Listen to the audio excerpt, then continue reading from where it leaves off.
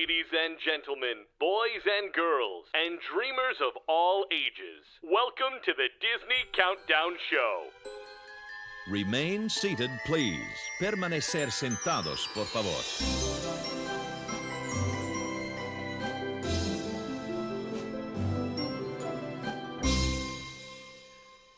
Hey fam, welcome back to the Disney Countdown Show for our 6th episode.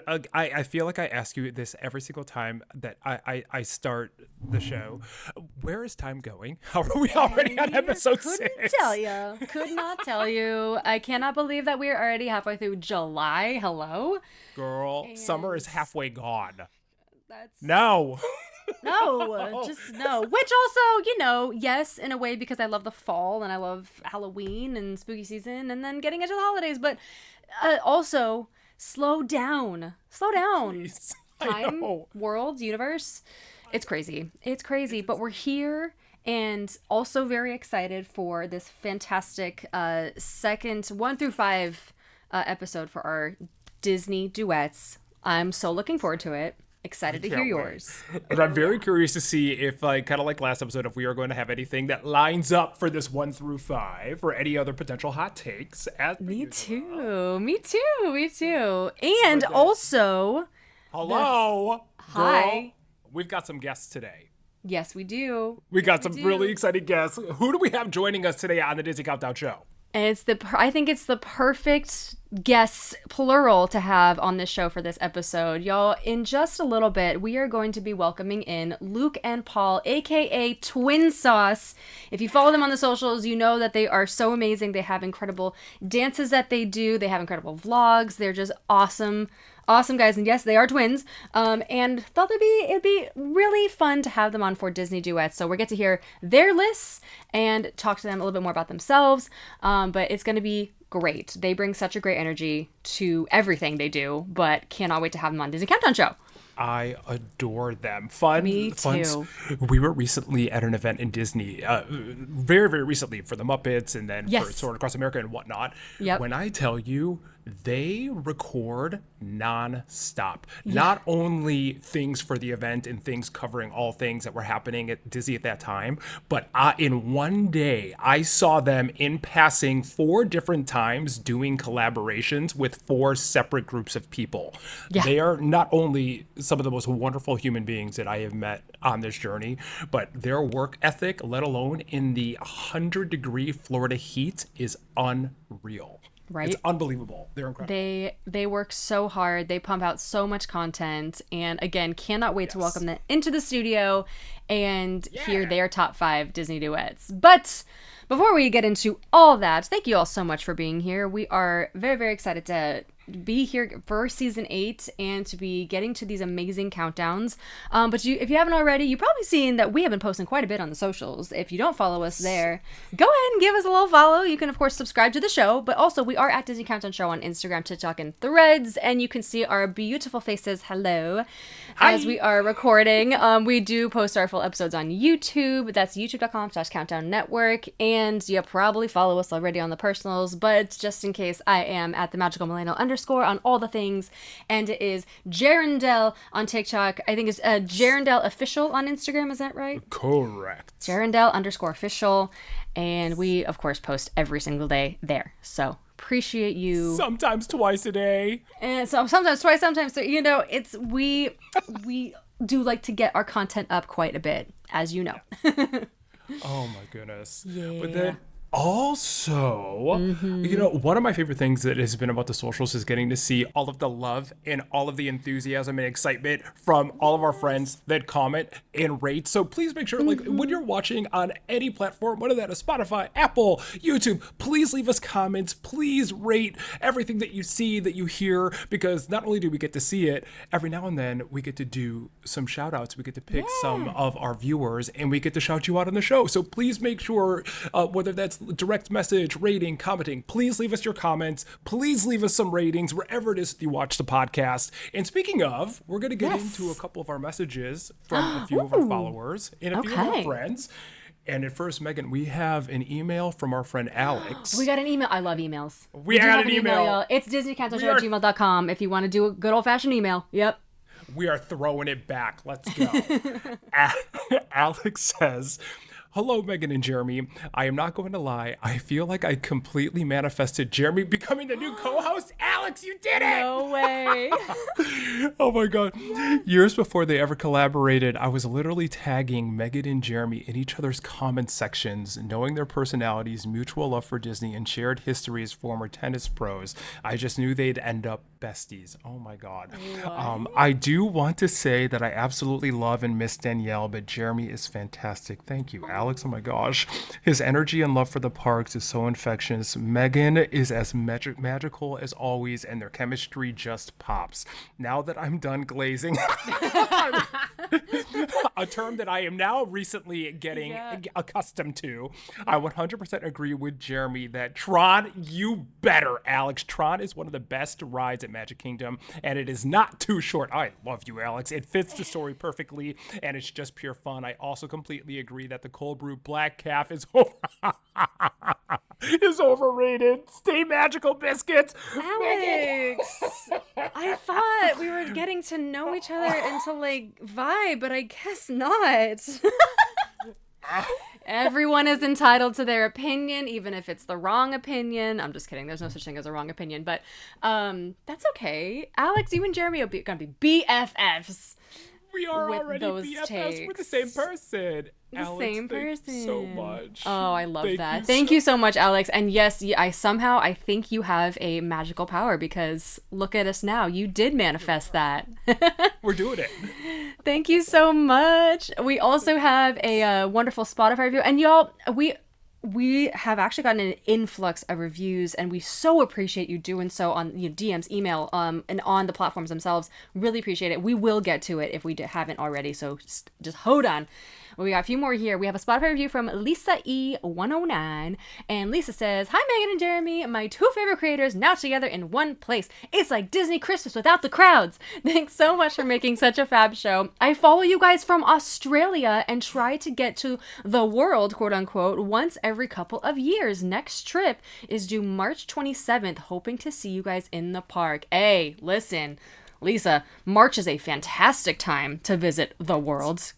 I love me a good spring day in Disney World. So, hey, we might see you then.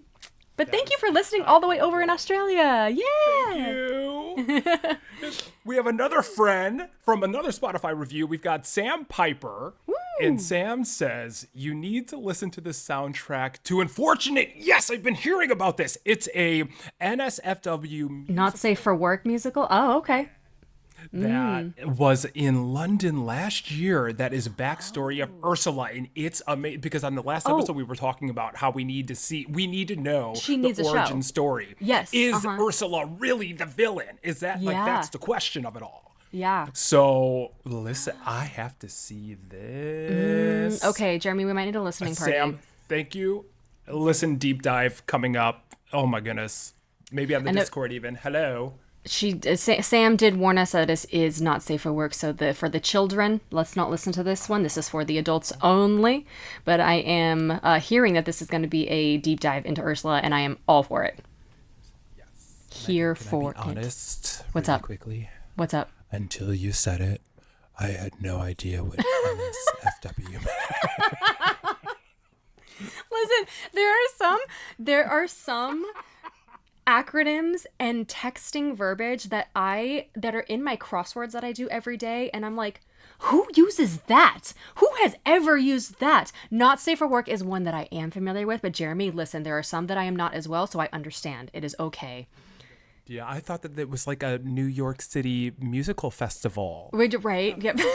Fashion Week? FW Fashion Week, right? Period. No. Yeah, it's gonna be this is gonna be for the adults only. So thank you, Sam, for bringing this to our attention. We're probably gonna have a listening party, me and Jeremy. Okay.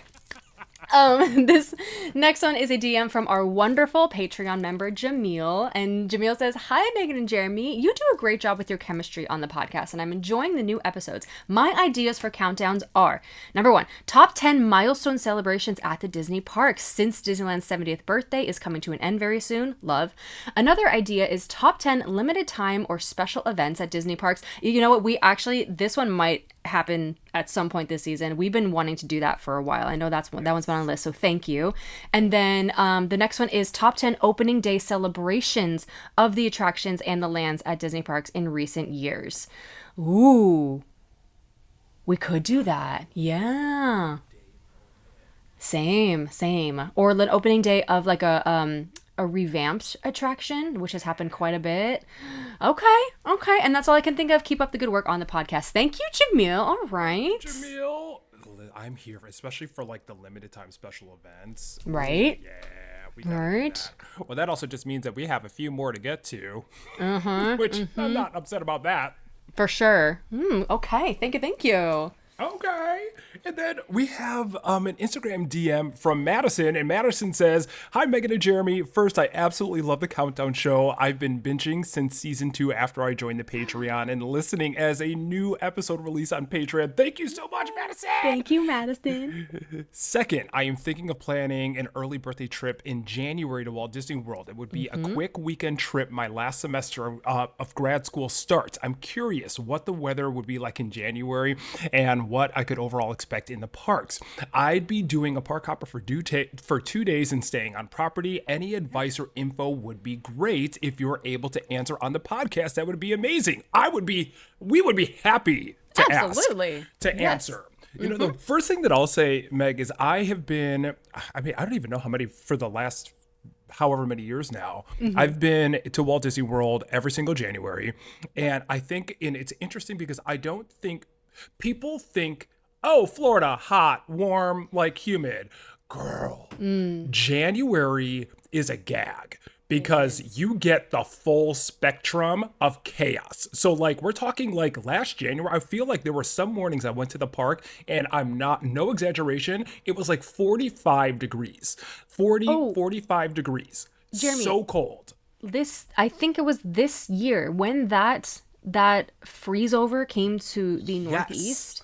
It drifts down to Florida, y'all, and it got below freezing. I'm talking in the 20s in Florida.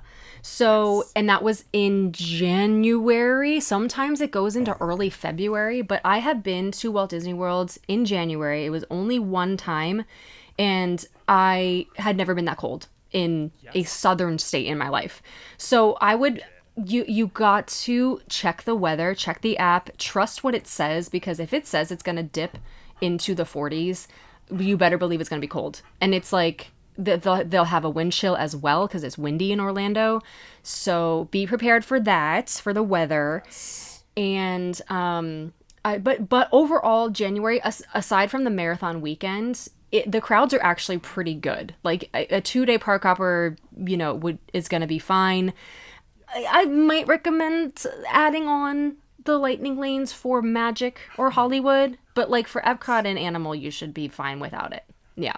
And then I'm not sure if they do them at this time of year as well. I want to believe that they do, but if there's also access to be able to do like an after hours event, what you can accomplish. I know that that's an additional fee on top of what you're already paying for the park hoppers, but I can't speak highly enough to the after hours events that they do at Walt Disney World, especially Magic Kingdoms. It is spectacular.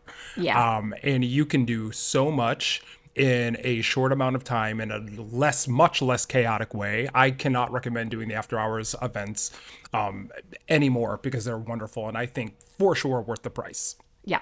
Absolutely. Well, I hope you have a wonderful time and congratulations on your last semester of grad school. Let's go. We love an educated queen and hope you have a wonderful, wonderful time. And hey, who knows? Maybe Jeremy or I will see you there because I am definitely planning a trip early next year.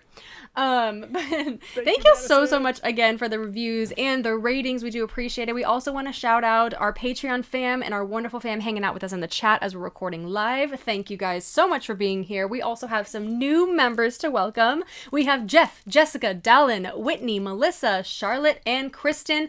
Is it Dallin or Dalen? I'm so sorry if I mispronounced that. But thank you and welcome to the fam, you guys. It is so awesome to have you here. This, of course, does give y'all access to the bonus episodes that we record for every countdown. Ad-free versions of the episode, because who's got time for ads? Not me. We have monthly giveaways. We have virtual hangs every month. We're going to have one scheduled for July very soon.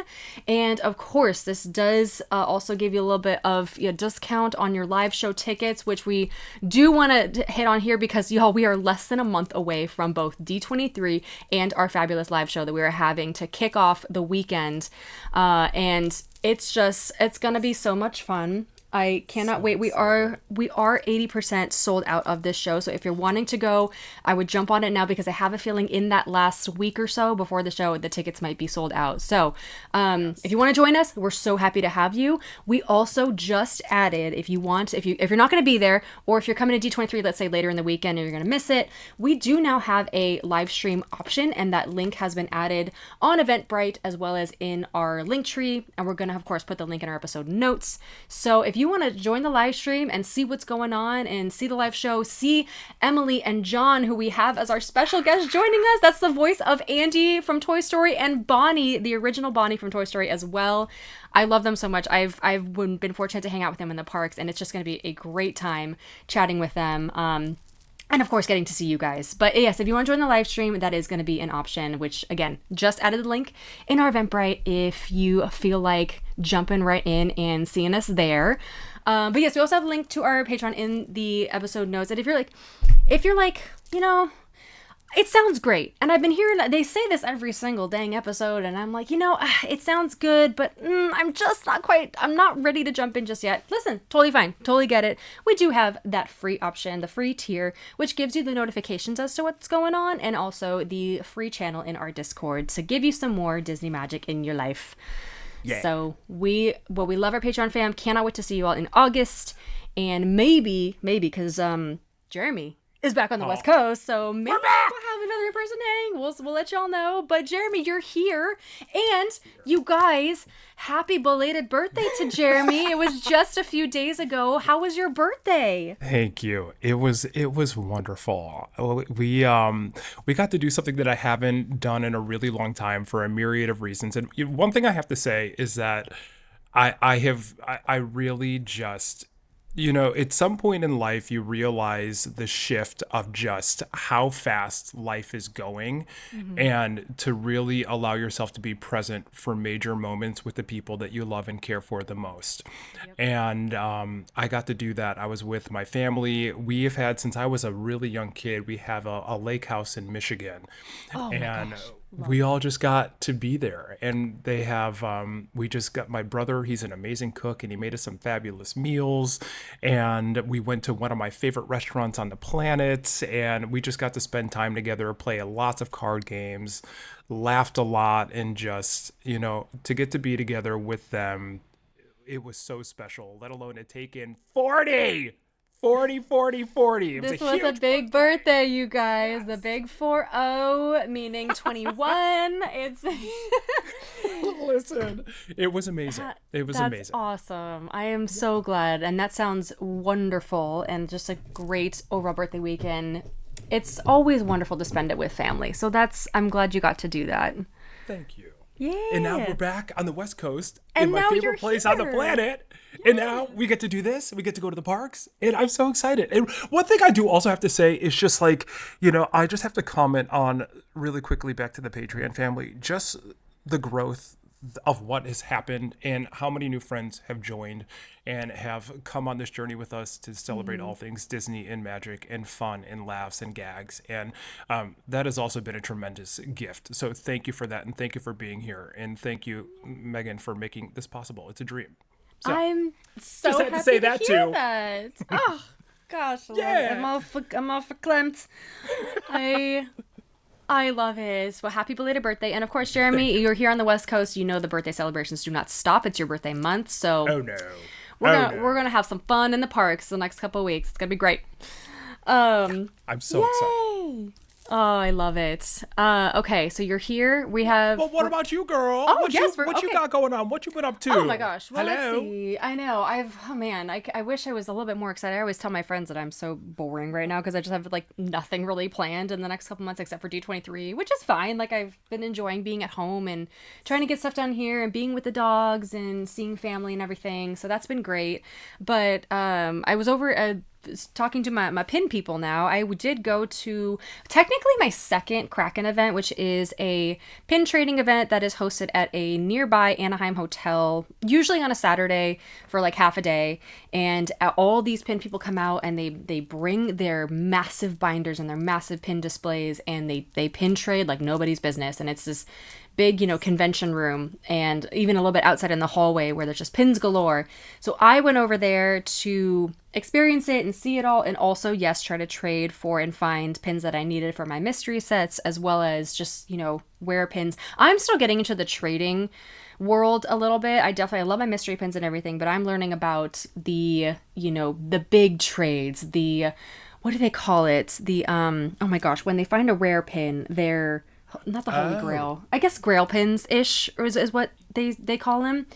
But they're looking out for the ones that are high in value, of course, and or ones that speak to you, really your favorite characters. People usually are looking for a character or something.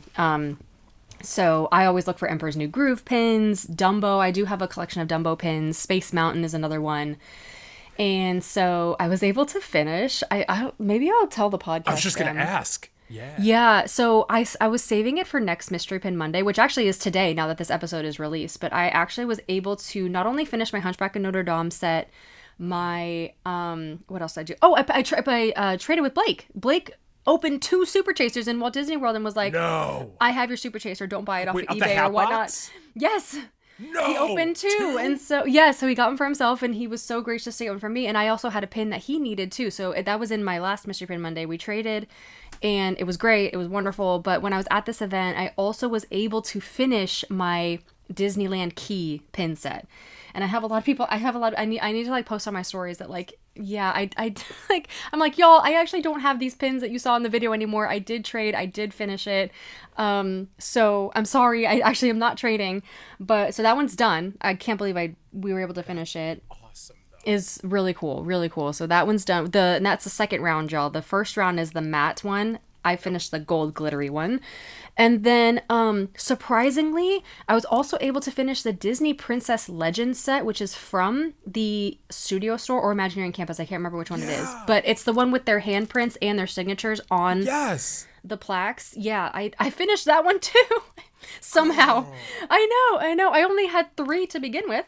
And then we were able to trade for the rest. So that was, that's really fun as well. You were putting in work at that convention. The thing is, like, that it's just, it is the spot to trade. Like, if you were looking for a pin, pretty much guaranteed you're going to find it there. Like, they just have everything. It's not guaranteed that you'll be able to trade for it if the person is not willing to trade or finds anything that you have that they'll want to trade for, but it's probably going to at least be there. So, the Kraken events, they do have their own website, and if you want to, like, look up where they're going to be and when, it's all on their website. So we're in it now. We're in the trading world now.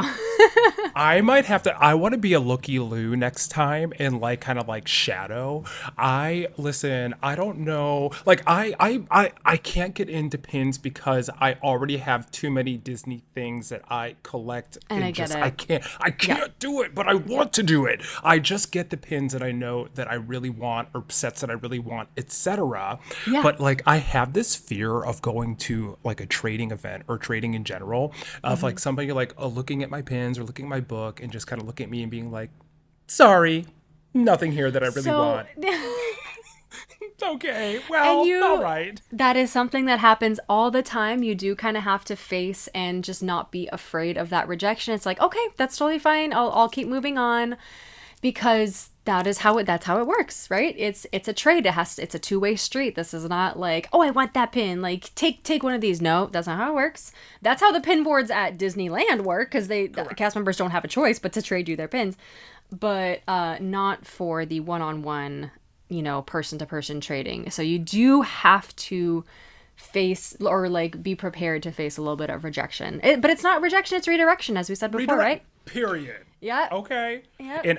And how this isn't a TV show, I have no idea, because I think that it would be a bestseller. Listen, I don't think Disney would ever do it, but I do think Netflix would. I think Netflix or another streaming service could take on a documentary of pin trading, which talk about that trend that's going around right now. I should have done that. The pin trading world. Oh man.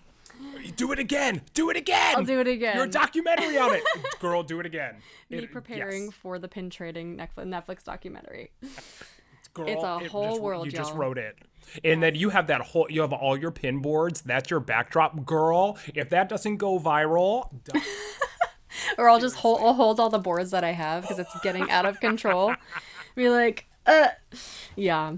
But it's fun. It's fun. So yeah, that's just kind of been me over here, and nothing insanely exciting, but Jeremy, we do have some relatively exciting stuff to talk about in Disney news. Are you ready? I'm so ready. We interrupt our program to bring you this Disney news.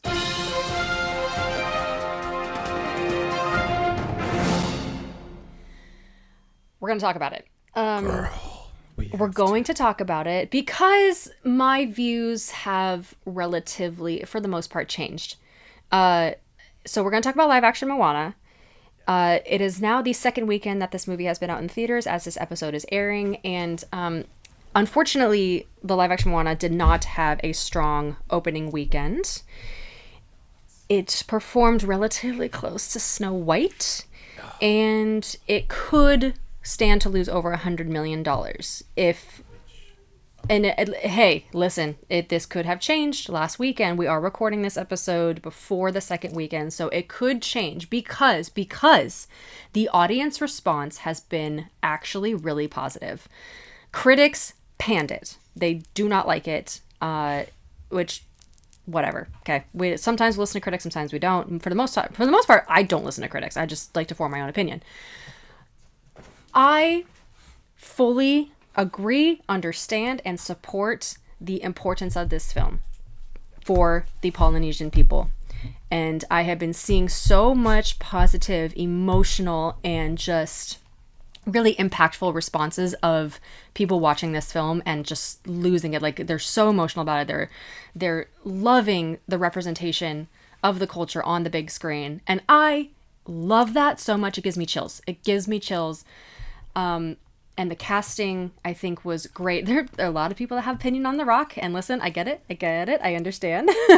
But overall, seeing the ensemble cast and seeing these actors who are from the Polynesian culture and the dances that they do, the practices, all of it is really, really important in this film. That being said, it is shot for shot. It is the songs are the exact same. Everything is the exact same as the animated version. If you love that, I so support you. Love that so much. I'm just not a live action person. I'm just not. I'm sorry. Cinderella, I think, would be different because Cinderella is not a Disney story, by the way. That's not something that they created. That's a whole different thing. So you can retell Cinderella in a million different ways, right? Moana is not even 10 years old. They kind of had to tell it the exact way, in my opinion, because why would they change it? Yeah, but in some ways, people love that, and people love seeing it come to life in real people and just a lot of CGI. And listen, I love that for you. I love it for you. I was just sitting there thinking, the only reason someone would love this is because of the animated version. It's near impossible to separate the two, and I'm sorry. And I think that's why.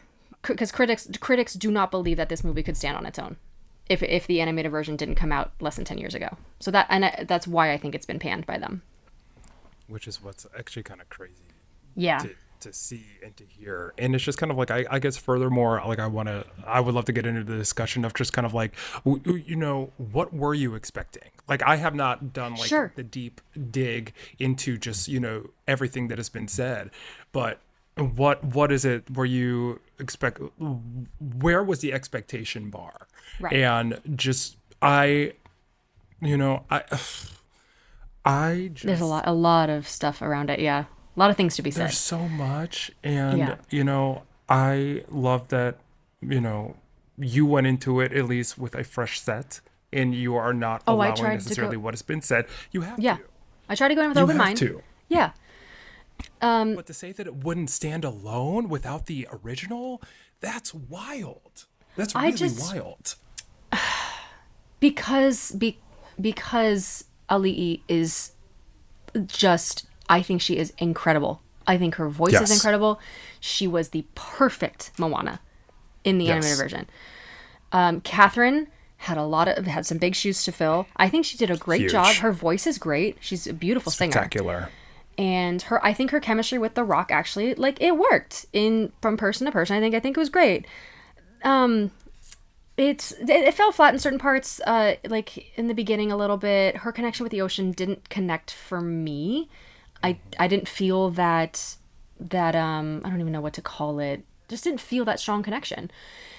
However, I really, really liked the look of Teka and Tefiti. I think seeing them, it was beautiful to see them kind of like in that real life version. I think with those two, they did a great job. So there were some strong points. There were some positive notes, but for me, and I think for a lot of people, it's just really, really hard to separate the two in terms of animated versus live action. And maybe you're not supposed to.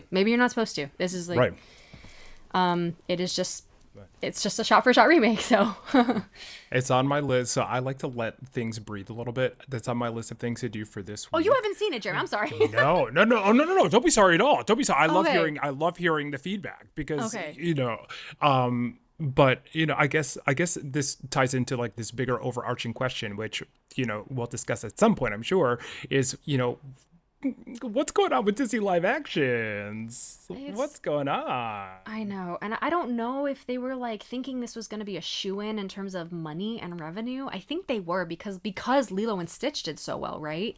Did very well. Coming off of that, like, oh yeah, like, you know, we've got to do a live action one. But Lilo and Stitch it's been 25 years since the animated came out. So I don't know. I am so happy for the people who enjoyed it. Yes. I'm not gonna say I had a good time. I was there with my friend who grew up on Maui, and I had a wonderful time and took her to see it, and she had a wonderful time. But yeah, like I do also understand the criticism, and so anyway. Yeah. I hope it does better the second weekend. Again, we are recording this days before the second weekend, so we'll see how it all turns out. But as it stands right now, the opening weekend Hopefully so. was not great.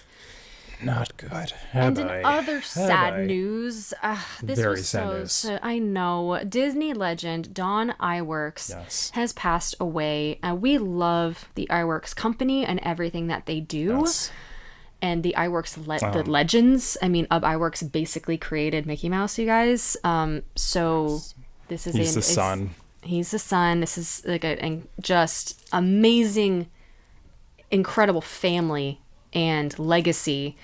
So yeah, Don passing away is really sad.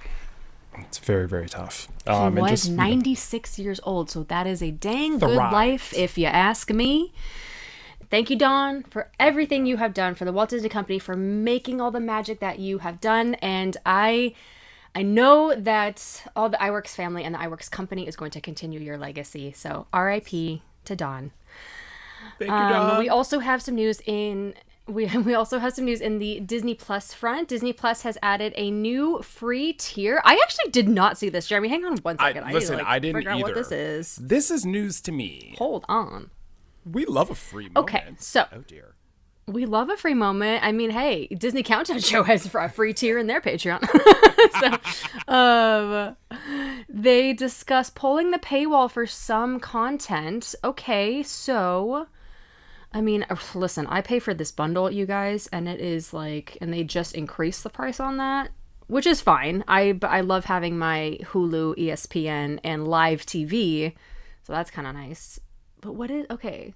Oh, nothing is set in stone yet. Sorry, they're hoping to add this free tier so that you can get some content, which is, I mean, that's really nice. I imagine it's not gonna be a lot of content, but, and especially like new releases, anything that's coming from theaters, I don't think you have access to that like right away. But Matterhorn Megan. Oh, we love you. In the chat, she's like, it's just going to be Disney commercials. It's all just ads. Could you? That would be a gag. So this is all in talks, you guys. The Disney Plus free tier, not official yet, but potentially a rare occurrence that a free thing is offered by Disney. And we look forward to seeing what said free thing is. And maybe we'll see it soon. Yes. We also have some Disney on Broadway news. We rarely have Disney on Broadway news, and so it's really, we do want to shout it out when it happens. Disney on Broadway has announced military, teacher, and nurses discount offers. And y'all know we love our Disney Broadway shows. Lion King, Aladdin. I think Beauty and the Beast is touring this year as well. Beauty and the Beast is touring, yes. Yes, and I really want to go see it. I think it's coming to Pantages really soon. Gosh, I need to look that up. But there are discounts and offers to help save you money. Yes, this does include Disney Plus subscribers as well, but for our military, teachers, nurses, first responders, and other groups, you can call and receive discounts on your Disney on Broadway shows. So we love that. If that is you, we thank you for your service, and it's super cool. And support live theater. We love it. And support live theater. Yay!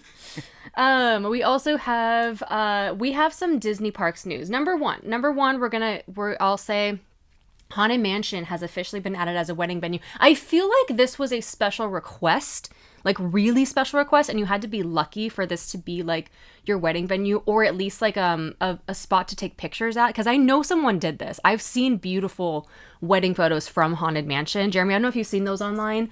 No, I should say that I haven't seen the wedding photos, but I posted a video not too long ago because somebody posted a video that you could get married in Pandora, and I was like, whoa. Oh, I loved that video. That was great. Yeah. First of all, I love a Main Street magical moment with the wedding and the fireworks and the shapoopy. The carriage. I love that. Yeah, exactly. Right. Mm-hmm. But I didn't know that other options were on the table, like Pandora. And then people in the comments were even saying, oh, you can also do it at the Haunted Mansion. I'm like, no, you cannot. Yes, you can. Which is kind of a gag. I had no idea. It's awesome. If spooky is your vibe, if the black and purple is your vibe, yes, that is an official venue for weddings. I'm not sure. I don't know what the capacity is like, because there's obviously stuff around the mansion and everything, especially for Disneyland. There's a lot in front of it. But I mean, that's pretty cool. If you want to be, of course, the 1000th and 1001 happy haunt at the Haunted Mansion. Okay. And please, invitations, we are available. We're happy to get some social media for your, or of course, if you just want to have us and we can be just the fly on the wall in the background and be like, hi. Happy to attend. We'll be the life of the party. Please. Wait, okay, that's kind of a pun for Haunted Mansion. I didn't do that on purpose. Haha.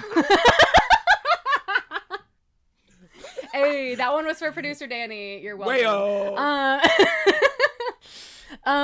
So, okay, in other news, you guys, I was saving this kind of for last. Take it away, Megan.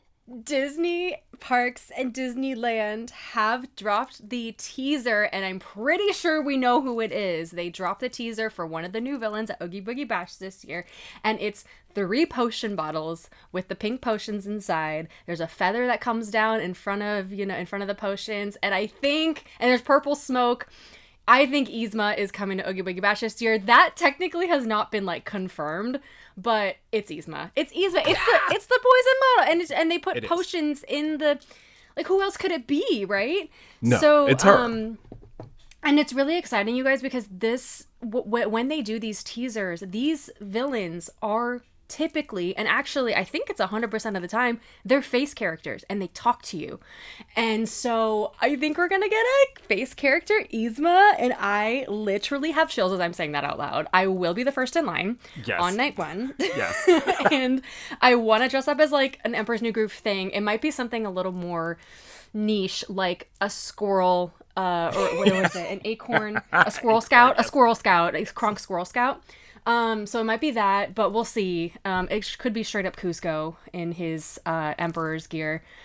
But yeah, I am so excited. I'm so excited. I've been asking for this for so many years.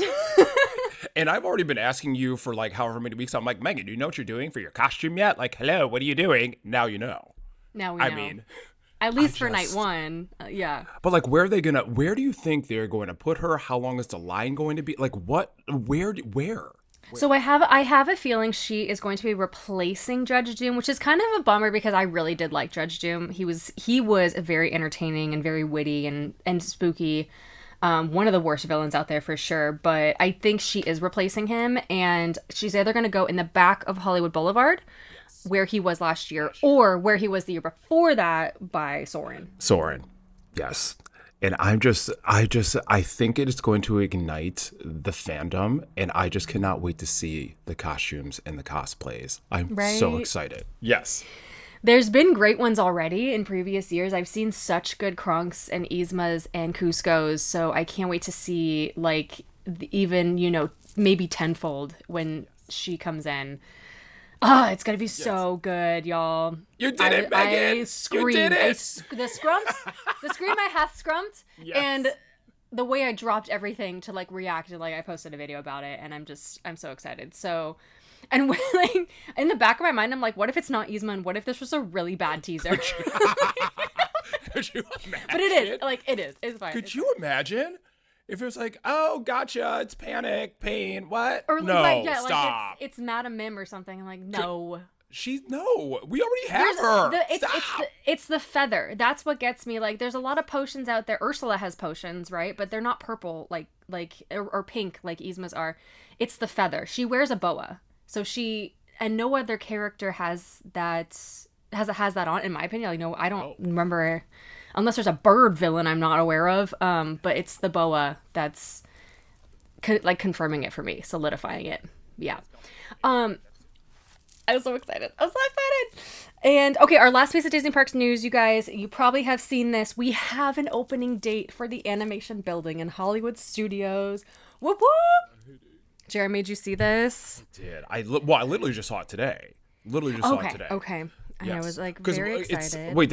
Is it September? Mm-hmm. September. There we go. September 14th. Hang on, I'm going to get to the little post here. So that means the inside of the building, the Animation Academy, and all other things. You'll get to go inside.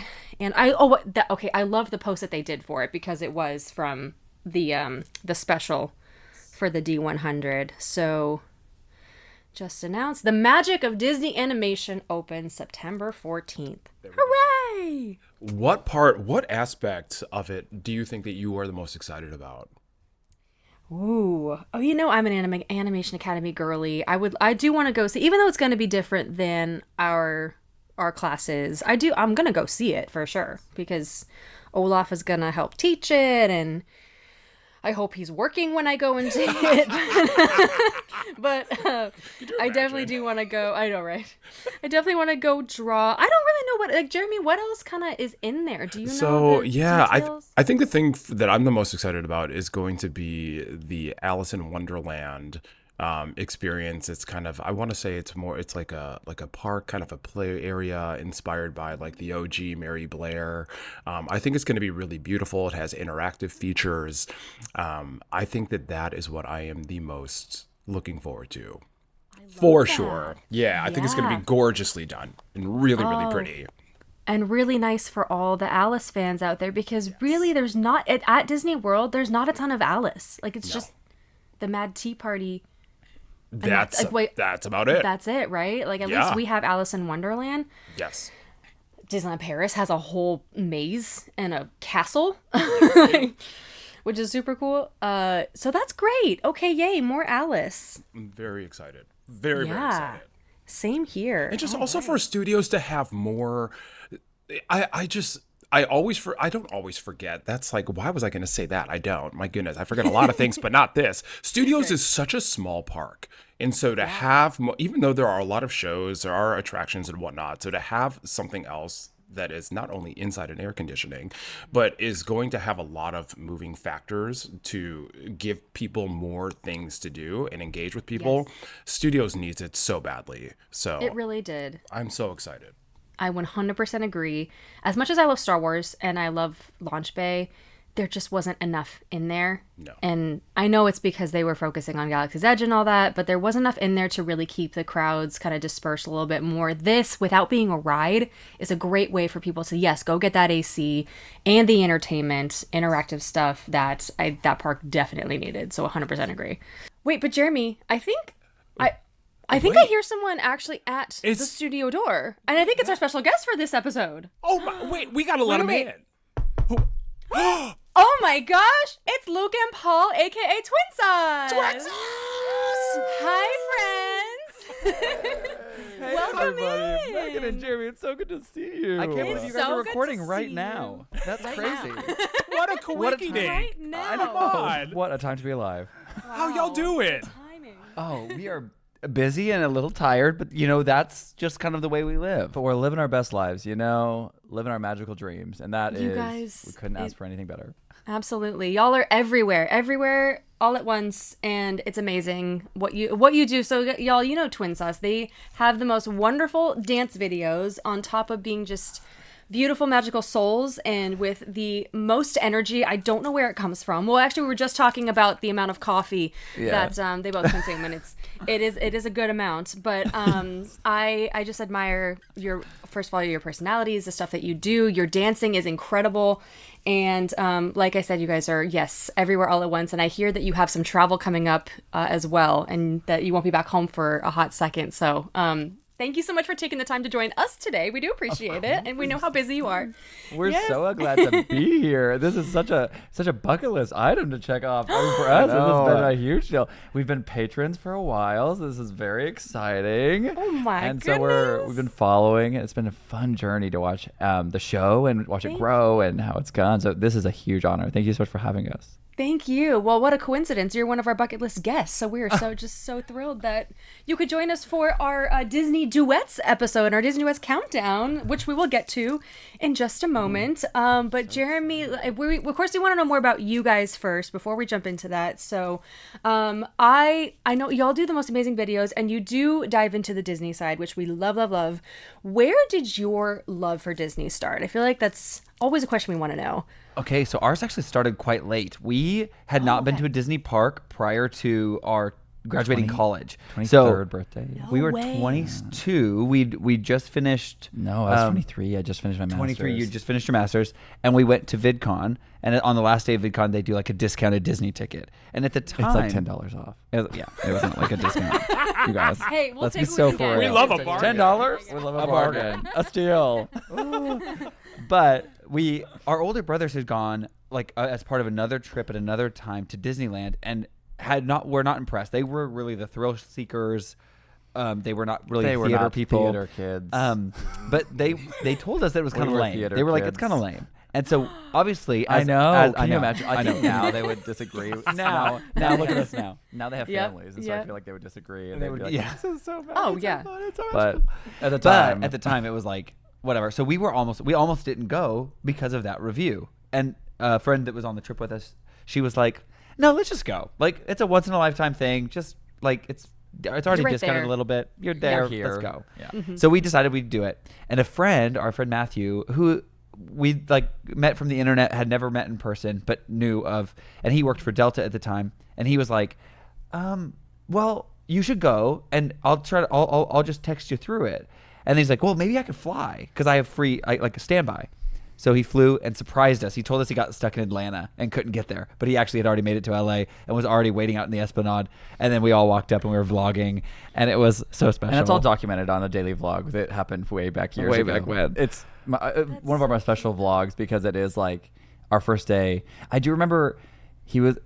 I always blame him. I'm like, you didn't even take us into Disneyland first. You took us into California Adventure, but he did that so we could get the physical fast pass for Soarin'. And we did that, and then because it was physical. So that was the first. He's like, this is the only way we're gonna get on Soarin', and he was right. But we went in, and then he immediately took us to Cars Land, and that was new at the time. Yeah. Cars Land was the thing where I was like, what is this place? And It's like, this is unreal. We hadn't even written anything. Well, yet. and to be fair, the only thing we really have to compare it to is a Six Flags when we were like 8, and then like Worlds of Fun here in Kansas City, which is a Cedar Fair style park. A little bit of backstory. We grew up in a really small town in Nebraska. We were 3 hours from the nearest Walmart, 7 or 8 hours from the nearest amusement park. Like, there is nothing. We grew up making our own fun, like building forts in the woods. I mean, we saw High School Musical and we thought we could dance, but That's there's like no dance class. Yeah. We just had to like So we figure learned- it out. So we learned from videos. So that was kind of, we watched movies. I mean, we saw the movies growing up, and I remember watching like Beauty and the Beast and Lion King, and that being a huge part of obviously like what every child grows up watching, it feels like, in America. And that was huge, but it didn't connect to the physical. And I always say this too, and I don't know if we agree on this necessarily, but when I loved Disneyland, and then we went to Disney World in 2019. It was years later, but in between, right after Disneyland. It was several years later. Several years later, I went to Marceline, Missouri. We currently live in Kansas City. Marceline, Missouri is Walt Disney's boyhood hometown, where he was born in Chicago and then grew up there. And it's a very quaint small town, very similar to where we grew up. Like, it is very similar to where we grew up. Same similar size of town, very similar rural, like downtown very, very layout. similar. In fact, I think, Megan, did we meet for the first time there? In At the 100? we met for the first time in Marceline, yes, because we That's took your dance class, crazy. for the D100 celebration. That's crazy. Yep, Anyway, yep. So I went there with a friend. Paul wasn't able to go. Well, Matthew. I went with Matthew. Yeah, Matthew the same was friend, here. yeah. We went to Marceline with his family, and that was. I think that was the turning point for me, where it felt the magic of what Walt was trying to do with Disneyland. I think, and with all of his movies and films, you see where it came from, and that was where I became a Walt Disney fan. And I think that is probably the history pull is a stronger pull for me than even the parks. But we love the parks all over the world. So Yeah.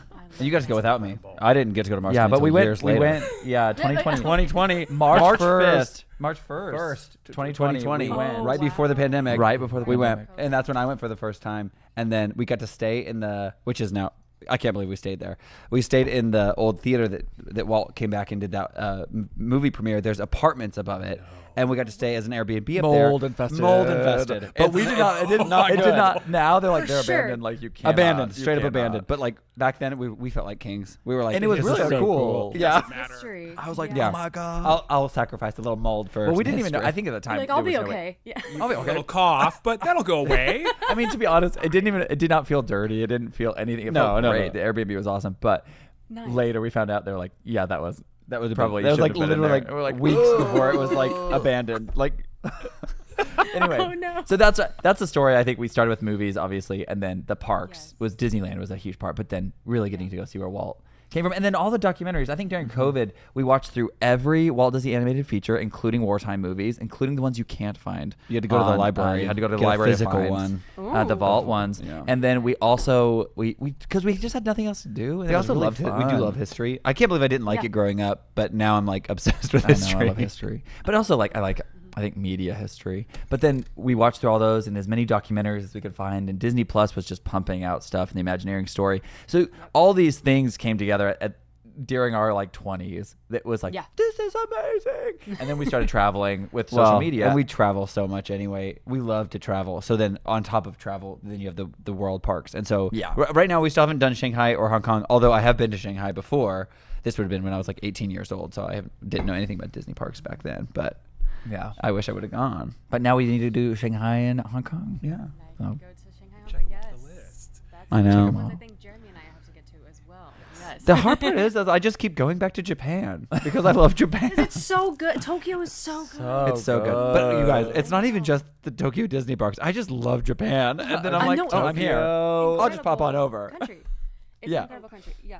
So It was so bad. Oh, you gotta No. go. It's gonna happen. No, it's gonna not happen. yet. We're planning it. We're planning it, Jeremy. It's gonna happen. right. Jeremy, Disney You're Countdown Show. manifesting. Going to Listen, Japan. listen. Yes. This is the craziest part. So from Kansas City, we priced it out. If it's at the time, and it probably still is, but at the time, it was cheaper for us to fly to Japan, go to Tokyo Disneyland for 7 days, 7 days. and then fly stay on a home. Disney resort. Like stay at the Disney resorts, than it is for us to do a budget resort at Walt Disney World. Fly Yes. to, yeah, For 4 nights. yeah. That's So ridiculous. that's the thing. I know with annual passes it's a little different. So Yeah, it makes it you hard. can't it's not the same. But All like of us on with our like APs just everywhere. base price, it was cheaper to do the Japan trip than to do the Disney you're World. going, like, and I and tell paying people that all the time from here. tickets. I'm like, guys, go to Japan. No, someone priced out an entire Asia Disney park saw that. vacation. Oh, yeah. And it was cheaper than a Walt Disney World for like the same time. It's nuts, you guys. Crazy. That's why Yeah. Asian parks are so affordable. Luke, Paul, I have to ask. Okay. Yeah. So I'm going to rewind a little bit. So one Yeah, of the sorry. things. No, oh my God, no, don't be sorry at all. I think one of the things that is just that not only endears me to you all even more than I already am. Something that you mentioned a little bit ago is that a lot of your start in dance wasn't through what I think a lot of people would consider the traditional way that a lot of people get starting in dance, going to a studio and taking dance classes, everything they see on Dance Moms. Right. And that is now news to me that really wasn't your journey. And I that didn't know you guys were self-taught either. That's Yes! really cool. Well, so now self-taught. We is were a stretch. self-taught to get into a program. To and start, then we to were start. taught. Yeah, to start. So in college, when we started our freshman year of college, and at that point we had kind of said goodbye to this. Like we had thought, oh, we should get into dance. My parents were like, you should pursue dance at like a conservatory. Obviously, we have no background. I have no ballet. I have no hip hop. I have no jazz. I have no tap. Nothing. So getting into a conservatory was kind of not even an idea. Well, and you have to think about dance as like a language, and it's like learning Japanese. And there is, if you have no vocabulary or words to describe it, it's very Or hard a to very jump limited into something. vocabulary. It's gonna be tough. So we went to a really small school with no ambitions of dancing, but we had choreographed some stuff from the stuff that we had learned from TVs and movies and Disney movies and a lot of Disney DComs. I remember It that was rough. being- It was rough, but we did Cheetah it. Girls was coming out, so we could watch and we could try to figure out from. It's funny because now that's all we do with when you learn trending TikTok dances, you're learning from a video. So it's like, well, I guess we have the experience for it, but learning from a TV. And then going to that to a class setting was very different. And then learning fundamentals, learning tap, learning jazz, learning terminology, and then in 2020. Wait. Sorry. But when we were to get into that initial program in college, you did have to audition in, and I had nothing. I don't know. What are you gonna have me do? I don't know anything. But a friend of ours was like, just go and try. Just show up to the lady who ran the program. And see what she asks you to do. And she just literally said, do you want to show me anything? I'm like, well, we choreographed this ourselves, so you can see what we did. And at the end, she goes, it's rough, but I can work with it, which was crazy because No, it's it's the good. middle of nowhere, Nebraska, That's we were like, amazing. you're That is amazing. good. No, everyone was just so high praised to So us then having that somebody be honest with you, to be like, oh, that's rough, but we can work with it it. gave you something to work Yeah. for, and that was really. And good she program. taught us a lot of foundations. We ended up working with her, really, even post 7 college. years, yeah. Yeah, 7 or 8 years, and then Once a week, going to a class. then in 2020, through TikTok, met some guys from Florida who grew up here in Kansas City and went to a studio. And then his mom was like, hey, come take class with me. So we went into class. Now, it's hard. We were adults. We were solidly in our 27. We're 27 years old. So going to like ballet class with the 10-year-olds and stuff, and that's a little weird. It was a little weird. And at first, some of the parents and stuff were like, hey, who are these guys? But then they got to know us, and then they're like, oh, they're great. And now we're best friends. We're best. But it was kind of a weird. It's fun now though, because that studio though is fundamentally their whole process and even their philosophy on curriculum is very different than what you'd see in LA or New York, which is pop-in classes, here, learn a combo, go home. And there is foundational classes there too, but that's just primarily what you see. But what they do is it's a week after week, we're doing the same thing. You're It's signed very- up for and the then semester. You're doing a class. you're It's building a on. building block, curriculum. At that point, we jumped in, and then they were like, well, you could take this class and you could take this class. So I just started signing up for whatever they'd let me take. And we were taking, I think, at one point, 12 hours Yeah, 12 to 15 hours a week. And that was, as an adult, that was a lot. A lot on my body. There was one night I think we did 5 hours in a row. It was just ballet. 4? Broadway, 4 hours. 4 It was hours, ballet. Broadway. Broadway 3, Broadway 4, Broadway 3, 6, 4. That was and crazy. Then, and then tap at the end. And then tap. Oh, that's right, we did do tap. With Shirley. And tap too, yeah. Yeah, so we that was learned tap in college. Workout. That's Oh, okay. that's everything. That's But- different. That's mentally a workout. That's- That's it a whole is. different Yeah. thing. But I can't imagine. No, I love tap. I love tap. But that was and also during that whole time of doing all that stuff, that's when we were posting pretty consistently. There was a little of a lull. Paul took a job. I was working 100 million hours a week at a coffee shop that I was GMing during COVID. We never shut down. It was crazy. Oh, wow. But Yeah, they never had any cases. Coffee's either. They never had a case. Coffee's Coffee's essential. That's what they've said. They were like the first to get vaccinated because they One were of part of the first. essential workers. Oh, that's crazy. Oh my gosh, that's crazy. Anyway, all that to be said, we kind of had a lull, but through that we were also filming ourselves every day doing dances, and that was honing what we were looking for. You really critique yourself in a way And that isolate. you can't in even a mirror, and you could isolate all those. We tell our kids all the time. I'm like, hey, you learned this combo. You don't look good doing it yet. Go home and film yourself You until have to you Film do. yourself. Yeah. Yeah. And they don't. But it's like, Right. but I'm like, guys, like that's how I got better. Like, if you can't see see yourself in a To be mirror. fair, we Yeah. also still have a long way to go. We still have like a long there's way to still go. like it's so fun to watch good dancers dance, and it's so fun to learn textures, and there's like different things, and like there's you're making all the right pictures, but there's things in between the behind pictures, it. the movement to Anyway. get to that picture, the It gets so deep. muscularity, the push, the pull, the fluidity, the It's fun to like observe and then also learn from that too. I have one more question, and it'll be super short before we get into our game, because we do want to play a game with Chris. So between both parks, y'all, what is your favorite attraction at Disneyland and then Disney World? Ooh. First thing comes to mind, and I have to go with my first First gut every time. response. First Here we go. cut. Okay, yep. Mr. Toad's Wild Ride. Stop it! I am my a favorite person. I'm a Toad. I'm a Mr. Toad standboy. That is like, he is Top. pinnacle. Mr. Toad and the Headless Horseman. That film is so good. They Adventures of Ichabod Crane and Mr. Toad. Thank you. I just got a T-shirt. I probably have it around here. Oh, you did just get it's a good I got the shirt. T-shirt, right? Yeah, it's good. It's so good. People are Yes. gonna say And that's a wartime show, isn't it? it is. It's wartime. Yeah. Wartime. Yeah. Yeah. It's one it of is the because they end. they didn't have budget. So basically, for full time, for a full length, so they just features, took yeah. two ideas and shortened them and then put them into one. Exactly. So shorts that they Fun and extend. Fancy Too Free and Adventures of Ichabod Crane and Mr. Toad are pivotal. And examples. make And my they're music. Don't sleep on Make My Music. I also like But Make My Music is not available anywhere. So Is that one That's not a on vault Disney one. Plus? No, that's a vault. one. It's like you got to go to Dang. the library and rent a It's one of my VHS tape. faves. I love, man, all those. They kind of give Fantasia vibes, and I think that's like where I think it is such a like That's- delightful, little like segmented. Right. They're like little shorts, and it's just fun. I don't know. Exactly. I don't know, for I love a Disneyland, wartime movie. I think my favorite attraction at Disneyland is Main Street, but Oh no, I love that. because That's Paul's. That's Paul's MO listen, every if I'm park. if I'm in Disneyland, I just want to stroll. I want to go Yeah. about. I want to go for my little walk. I want to have a coffee. Absolutely. Stroll. See the castle. Yep. See the Observe. castle.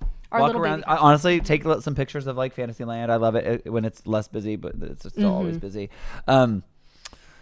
Oh gosh, like the actual rideable attractions. I mean, this is California Adventure, I guess technically, but I love the Incredicoaster. It's just so Yeah, good. Yeah. It's one I so will wait good. for, and I like love. Oh, yeah. So I got to be like, it's not like a classic attraction. It's not like anything like that, but I just love it. No, but it's so good. Incredicoaster is definitely up there. it's so But then good. I also like Radio Springs Racers. Again, it's the first thing I saw at a Disney park that I was like, whoa. And we Okay, didn't even kind of a ride. slept on. No, we didn't ride Radiator. I didn't even know Radiator Springs Racers existed until like Later. a couple years ago. Because the lines were always so long that when we were with our Right, friends, and it's we in the just way never took back. the day, Yeah. the first day. it's in the way back. Like he didn't say So it. So good. the first, I think it was the first ride we ever rode at Disneyland. It was actually Frog Hop, was. wasn't it? I think it was on the Frog Hop was because we had fast passes. But the dancing cars.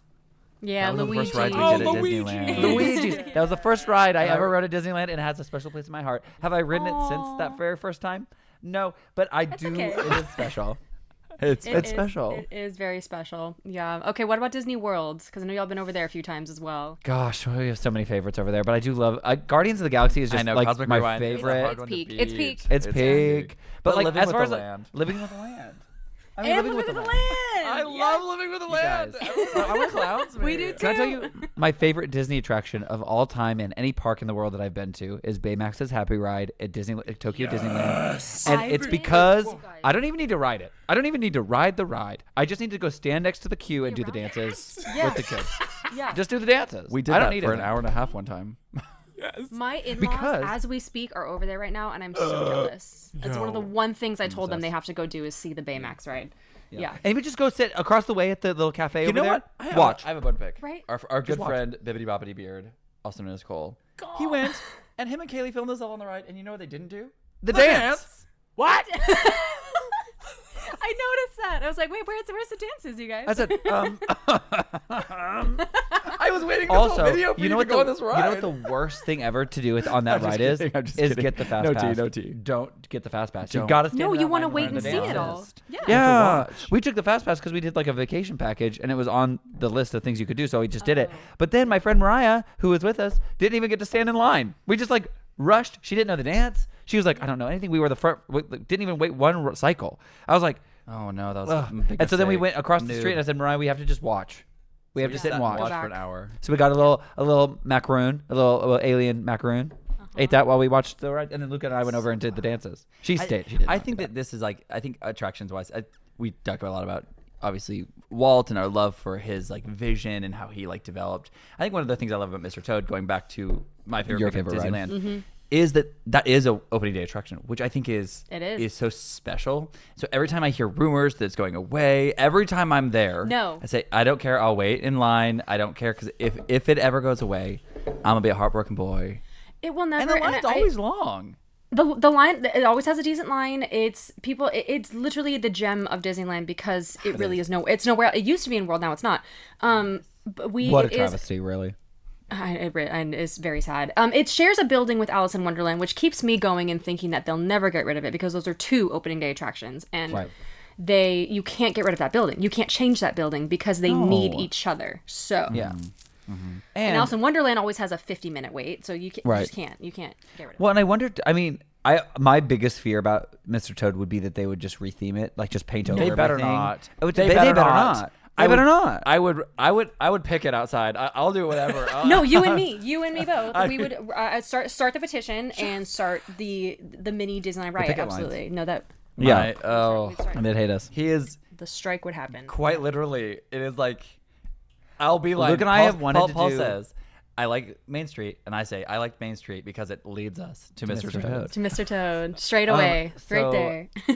One thing Luke and I have wanted to do, we want to cosplay or do like more of a realistic. It would have to be a pretty hefty lift cosplay wise. But we really want to do the Headless Horseman and Ichabod and do like on the horses, on the like We full want on. to. We feel like it's a bits. good buddy costume. That would be really fun Yeah. for a Halloween it'd be so party. sick. That's But- a good one. We'll have to see. I That's a love lot of that. work. All right, chatting with you guys is seriously so much fun. I could do it all day. However, Chris does have a game prepared for us, and I would love to have you guys join our game this episode. So, Chris, can we get this game started? Are you there? Chris says no. I left. He's been hiding said- out. Hi, Chris. I Hi. Hi. 1 second, let me do the thing. Let's play a game. All right, let's go. Oh, the game glasses are on. Jeremy's game glasses are They on. made it to the West Coast. Let's go. Let's go. Locked in. They did not work great last episode, but we'll see if Okay, they work. listen, Chris. The I past had is to it? help him out a little bit. That was a disaster. Redemption week, redemption arc. Here we That's go. right. That's right. Mm-hmm. Now, this one's going to be fun. We're playing a game we like to play here at Disney Countdown. This one's called Yensid. Woo! Yensid. So basically what I'm going to be doing is I'm going to be playing some Disney songs in reverse, and your job will be to say what the song is, but in the reverse order. So Megan can help me out with this. If the song was Let It Go, she would say, Go Wait, let. that's right. No. Oh, this is not my best. It's so watched the it's episode so where hard, you guys. you and Danielle did this. Oh yeah, it's so hard. And I was like, I would be bad at this game. And now, And now here we are. I will say the songs are not hard to hear, but It's to say the name. That's the saying the name is going to be like the bummer, probably. Yes. Okay. Long titles. All right, are and, really hard. and I, Is it who says it first? Ding, I think ding, the best ding, way to ding. do it, yeah, we'll just ding ding, and if you want to give it a shot, and then if you can't guess it, then we'll give everyone else an opportunity to guess it. Oh. So here's the first one.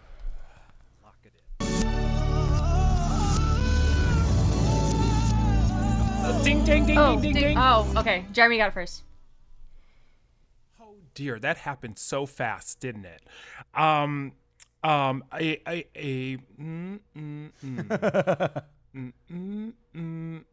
World New Whole A. Yes.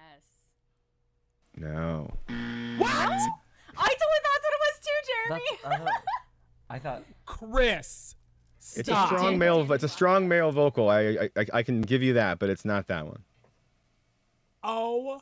there's two voices. Is it a Can we wait? play wait, it one more wait, time? Can we play it one more time or Can you no? do Is it that one more against the time? Yeah. rules? I can play it. I will say these are all duets as well. Okay. I Okay. was gonna say they have to all be okay. duets because of the theme. Yeah. Okay. So here we go. One more time.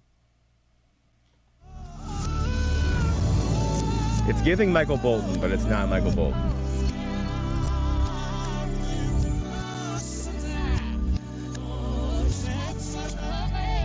Ding. Ding ding ding. Oh, okay. Go ahead. Shoot! I gotta figure out how to say it. Yeah.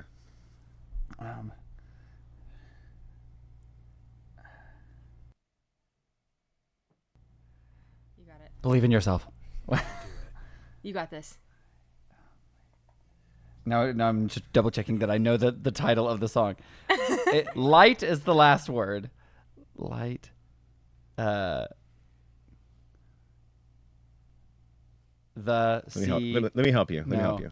Light is not the last word. Dang it. Okay, it's the wrong one. Wait. Okay. Can I guess? I think I know what Yeah. it is. Okay. For sure. If you want to guess, feel I- free to guess. It sounds like a cover of a song, and I think it's Beast, the and Beauty. Beast, the and Beauty. Let's hear what it is.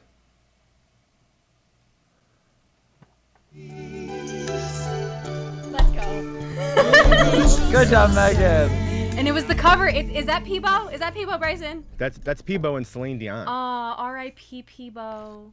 Oh my gosh, that's amazing. And First what of a all, great version. incredible. Second of all, wow, Megan, I'm Thank impressed. you. It was. I thought it was think a the whole new last world 2 for seconds I sure. was like, oh wait, I hear Peebo Bryson. Okay. I kept thinking maybe it's Broadway because I was like, is it a Broadway cover? Like, is this like something from a show? And then what show would it be? And then I was thinking Beauty and the Beast. But then then Paul was talking about Tangled. Tangled. And I was like, oh, maybe. But I was like, it doesn't. It's not the right key. I was like, and also, that's what I thought Tangled is cover. he's But then I was tenor, like, and I that was was hardcore baritone. So anyway. But it is weird how Beauty and the Beast in that version of it sounds like a whole new world backwards. How that's crazy. Yeah. That was my first guess. But then when you said it and he said it was wrong, I was like, crap. Now I don't know. No. Anyway. Crazy. Good one, That's Chris. hard. Okay. Well, here's It- another it one. is This one hard. It's so hard. shouldn't be as difficult. Okay.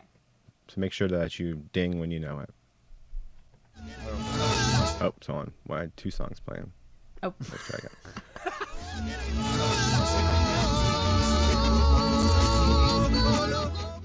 Luke. Door open. And Yeah. Everyone Yeah, disagrees. You got it. You got it. hold on. Door open and love. No, is love. Yes. Dang it. Yes. Woo. Yes. Oh, is that wrong? No, that's wrong. I know. Well, I don't know No. the name of the song. Wait, I know the Jeremy, song. do you have it? No, I don't. I need to hear it again. It's from, I thought that was it. No, Wait, I it's so have it. upbeat. I thought that was it It's- too. Wait. Oh my god. it's Okay. No. it's. Gosh, I know what it's I don't from, even but know I the- need to hear it again. I don't know Okay. which. I'm happy yeah. to play it again. Let me It's- play it again. Ah.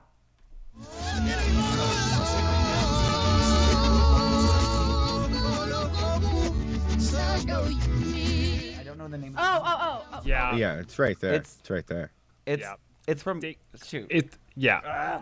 That's all I Can got. I do it? Can I try? Sure, absolutely. Yeah. So Oh. Anyone. Loco, Yeah. Coco, Yeah. Loco. I don't know. No, you're right. You're Is that right? It's- You're working it. Loco. You're working it out. It's- I don't know. You're doing it. Poco. Poco is the last. Yeah. Poco. Oon. Wait. Poco. So Loco. Poco. Yes, that's right. I can't even say Loco it. Poco Un. Oon. I will have to Loco, say, Poco, I helped Paul with that. Un Poco Loco is the actual way you'd say that. Why do I think it loves an open door? Oh, I guess it's not. There's but then that's but that's backwards. Yeah, it's not right. That is All right, so let's try. hard. Let's try another one. How about that? Okay, here we go. Well. It's going so well. It's going so well.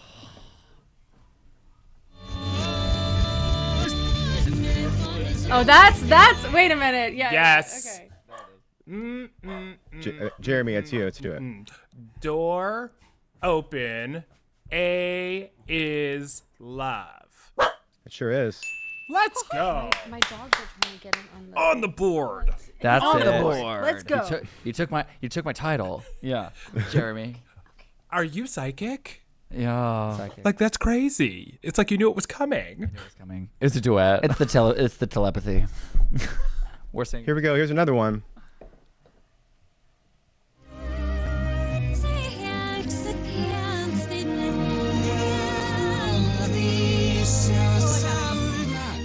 Okay.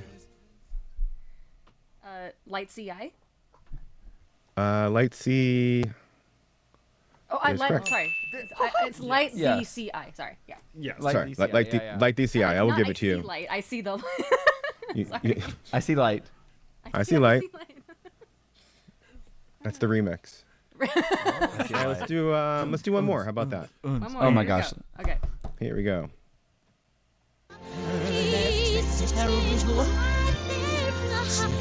Oh. Megan. And Oh my gosh, my dogs are getting excited. Sorry. It's World New Whole World New Hold. Let's hear it. Oh. And we'll cut that. I That's it. definitely You got it. did. I did.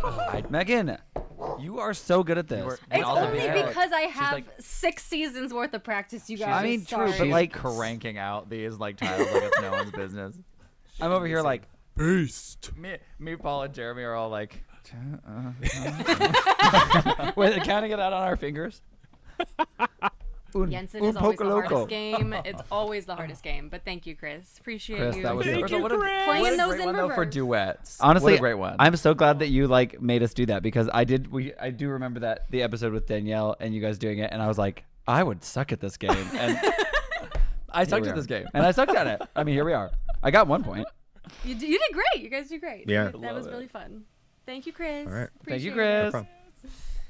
All right. And with our backwards duets, I think it is time now. Luke and Paul, do you have your list?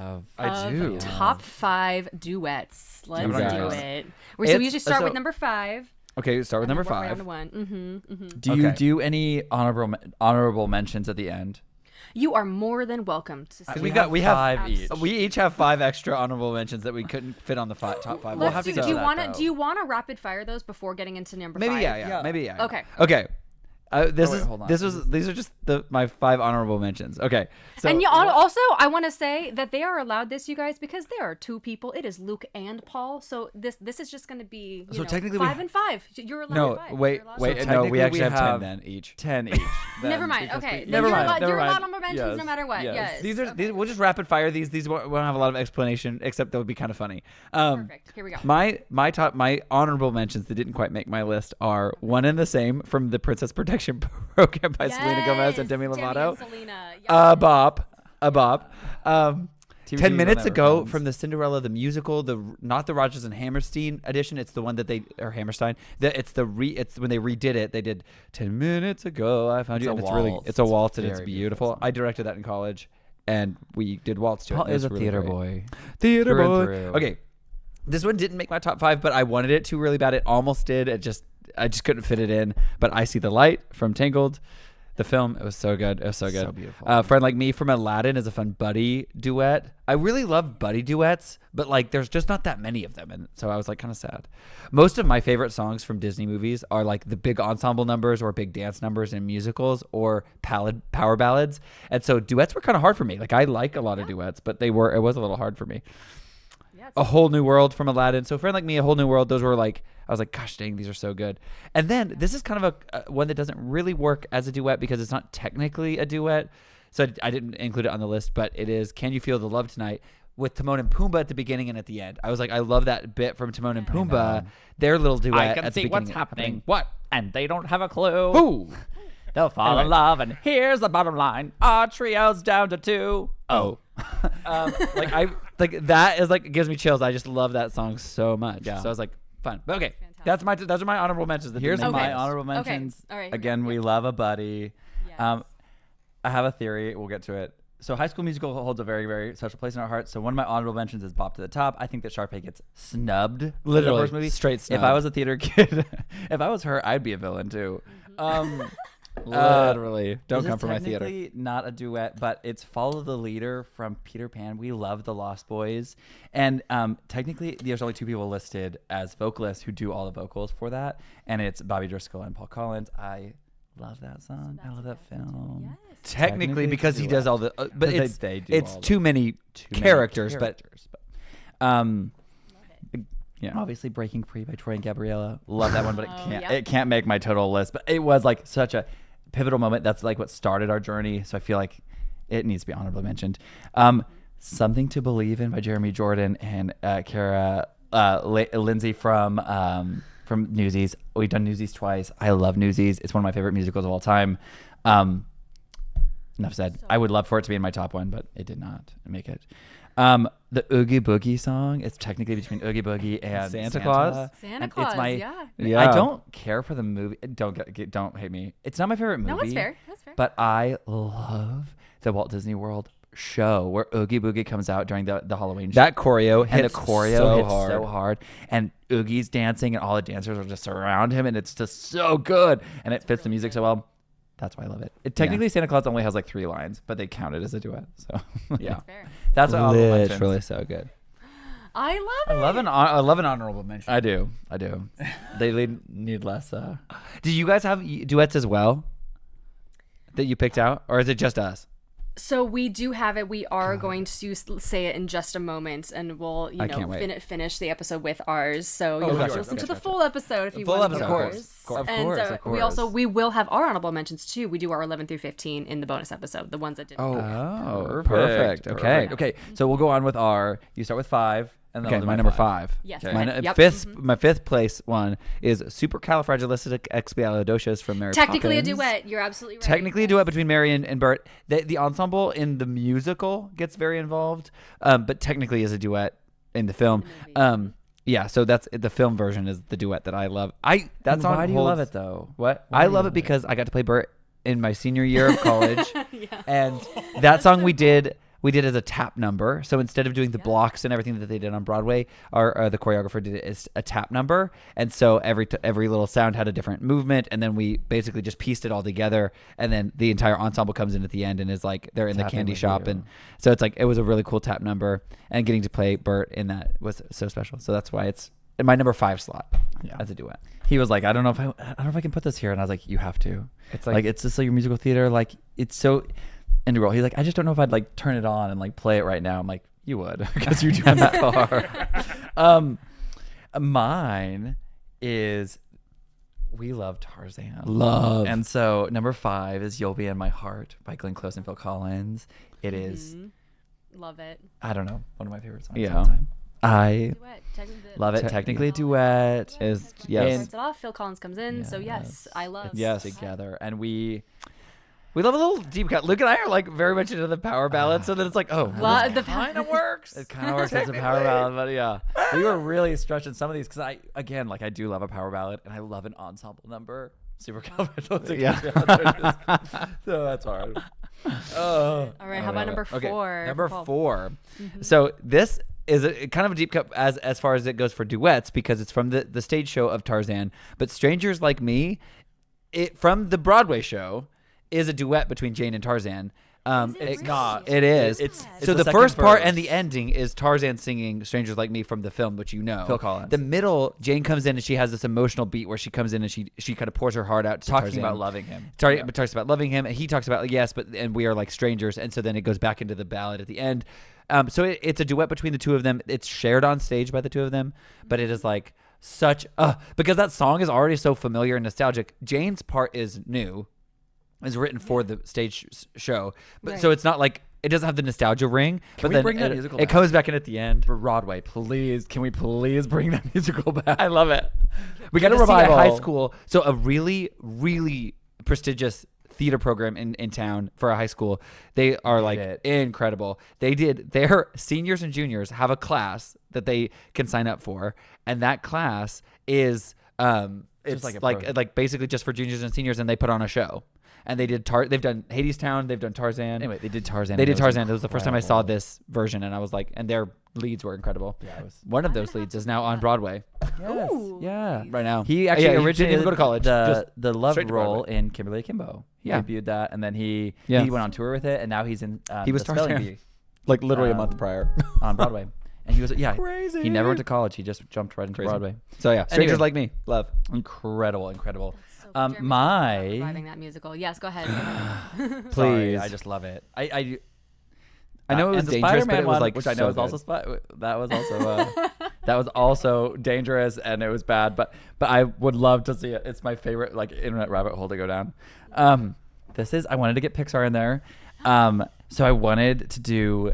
I wouldn't have nothing if I didn't have you. Yes. Between Sully and That was in my Sully top and 10. Mike. Yes. Mm-hmm. Yeah, it's definitely one of my favorite. Again, we love a buddy. So it's such a fun like Buddy musical song. number. And Pixar doesn't usually do a lot of musicals, so that's like it's a fun little nod. Because I wanted to put a Four Towns song on there, but guess what? That's Four a quartet. Towns, 4 people. That is not a duet. Mad about it. I know. I do. Mad about it. it. I do love. No, I love Four Towns. But I think that Paul and I also really always related to Mike and Sully's like their like brotherhood friendship that they like are all around. So it's a very, and also we grew up with that movie, so it's I love it. I do love it. We do love Mike and Sully. Yeah. So good. Okay, my number 3 Number 3 is yes. and it also what the heck with my hot takes. I like have all of my like honorable mentions That's are okay. actually duets. These are all hot takes. Out There from The Hunchback of Notre Dame is a duet between Quasimodo and what is the villain's name? Shoot. Frollo. And it and he starts out and that song I re-listened Starts to as a it as I was like duet. looking for like what duets count and what would like whatever, and I was like I want something from Hunchback because Hunchback is one of my favorite musicals of like I just love the music in there. Quasimodo is so sympathetic to me.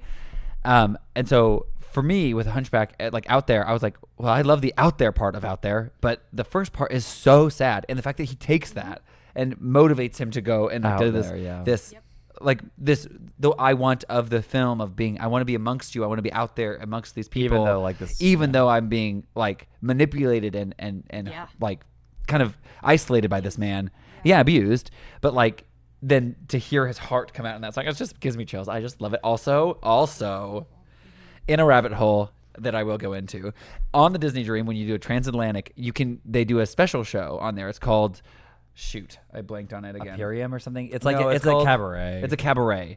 Uh-huh. A part of the show, I think, is what it's called. Or it doesn't matter. Whatever. It doesn't matter what it's called. You can't find a video about it online. I looked, No, but in our film it. Yeah. Uh-huh. no. You But can find a clip on in our our Disney Transatlantic Transatlantic vlog at minute 27, you will be able to find a little snippet that I cut together of me sneakily recording. Shh! Don't tell anybody. Shh! I know it's public, but here we are, secret safe. But it is the harmony. So they mash up Out There, Go the Hercules, Distance. Go the Distance, and then I can't remember the female song. Oh, and it's How Far I'll Go. How Far I'll Go, and they mash them up, and at the end they go the notes. At So the it's end- like oh my god, no. Wonder Journey, she's Megan. Yes, exactly, Yeah. exactly. It is, except it's a little. The harmonies are a touch different than what they do. little bit. But What they do. yes, and But it's very good. Her note at Same. the end of How Far I'll Go goes way up, and so it sounds like what the guy singing Quasimodo's part because of the note that hits in that chord. It sounds like he opts up, but he doesn't. It's the girl, but it is literally. It gives me. I'm thinking about it, and I have full body chills. Right. So like, go to that vlog. Go to 27 minutes. It's the Look up transatlantic vlog. Disney Transatlantic vlog and go to minute You're from 27. ours from Twin Sauce, and it's go to 27 minutes in. It is Literally, But I think it might be the same as Wonder Journey. It might be the same. I think I'm trying that to think. it probably has the traits or the characteristics of Yeah, Wonder similar. Journey that kind of puts it all together. Yeah, they I kinda will mash say, it up. Yeah, they mash it up. The best mashups or the best kind of bringing together of the songs, they all include Out There. That is the one factor that they all include, by the way, and it's Literally. usually also I Will And Go the Distance. It's those two that they include. Animazement. It all started with Animazement. so good. Animazement. Amazement. Yeah. So good. That's I got chills thinking about it, It guys. walks so I always say Animazement walks so Wonder Journeys could run, and Absolutely. Out There is the main factor in both. So that's the common denominator. Comment on. Yeah, but I love that. love I love but I love how you're Sorry. just I am like long-winded. you're stretching it to be a duet, and I love that. Okay. But like technically, the song starts. The entirety of the song does It's a start with duet. both Quasimodo and Frollo. So I Yeah, I it's not the best part of the song, but this one I mean, you no, might not it's be the able to- saddest part of the song, but yes.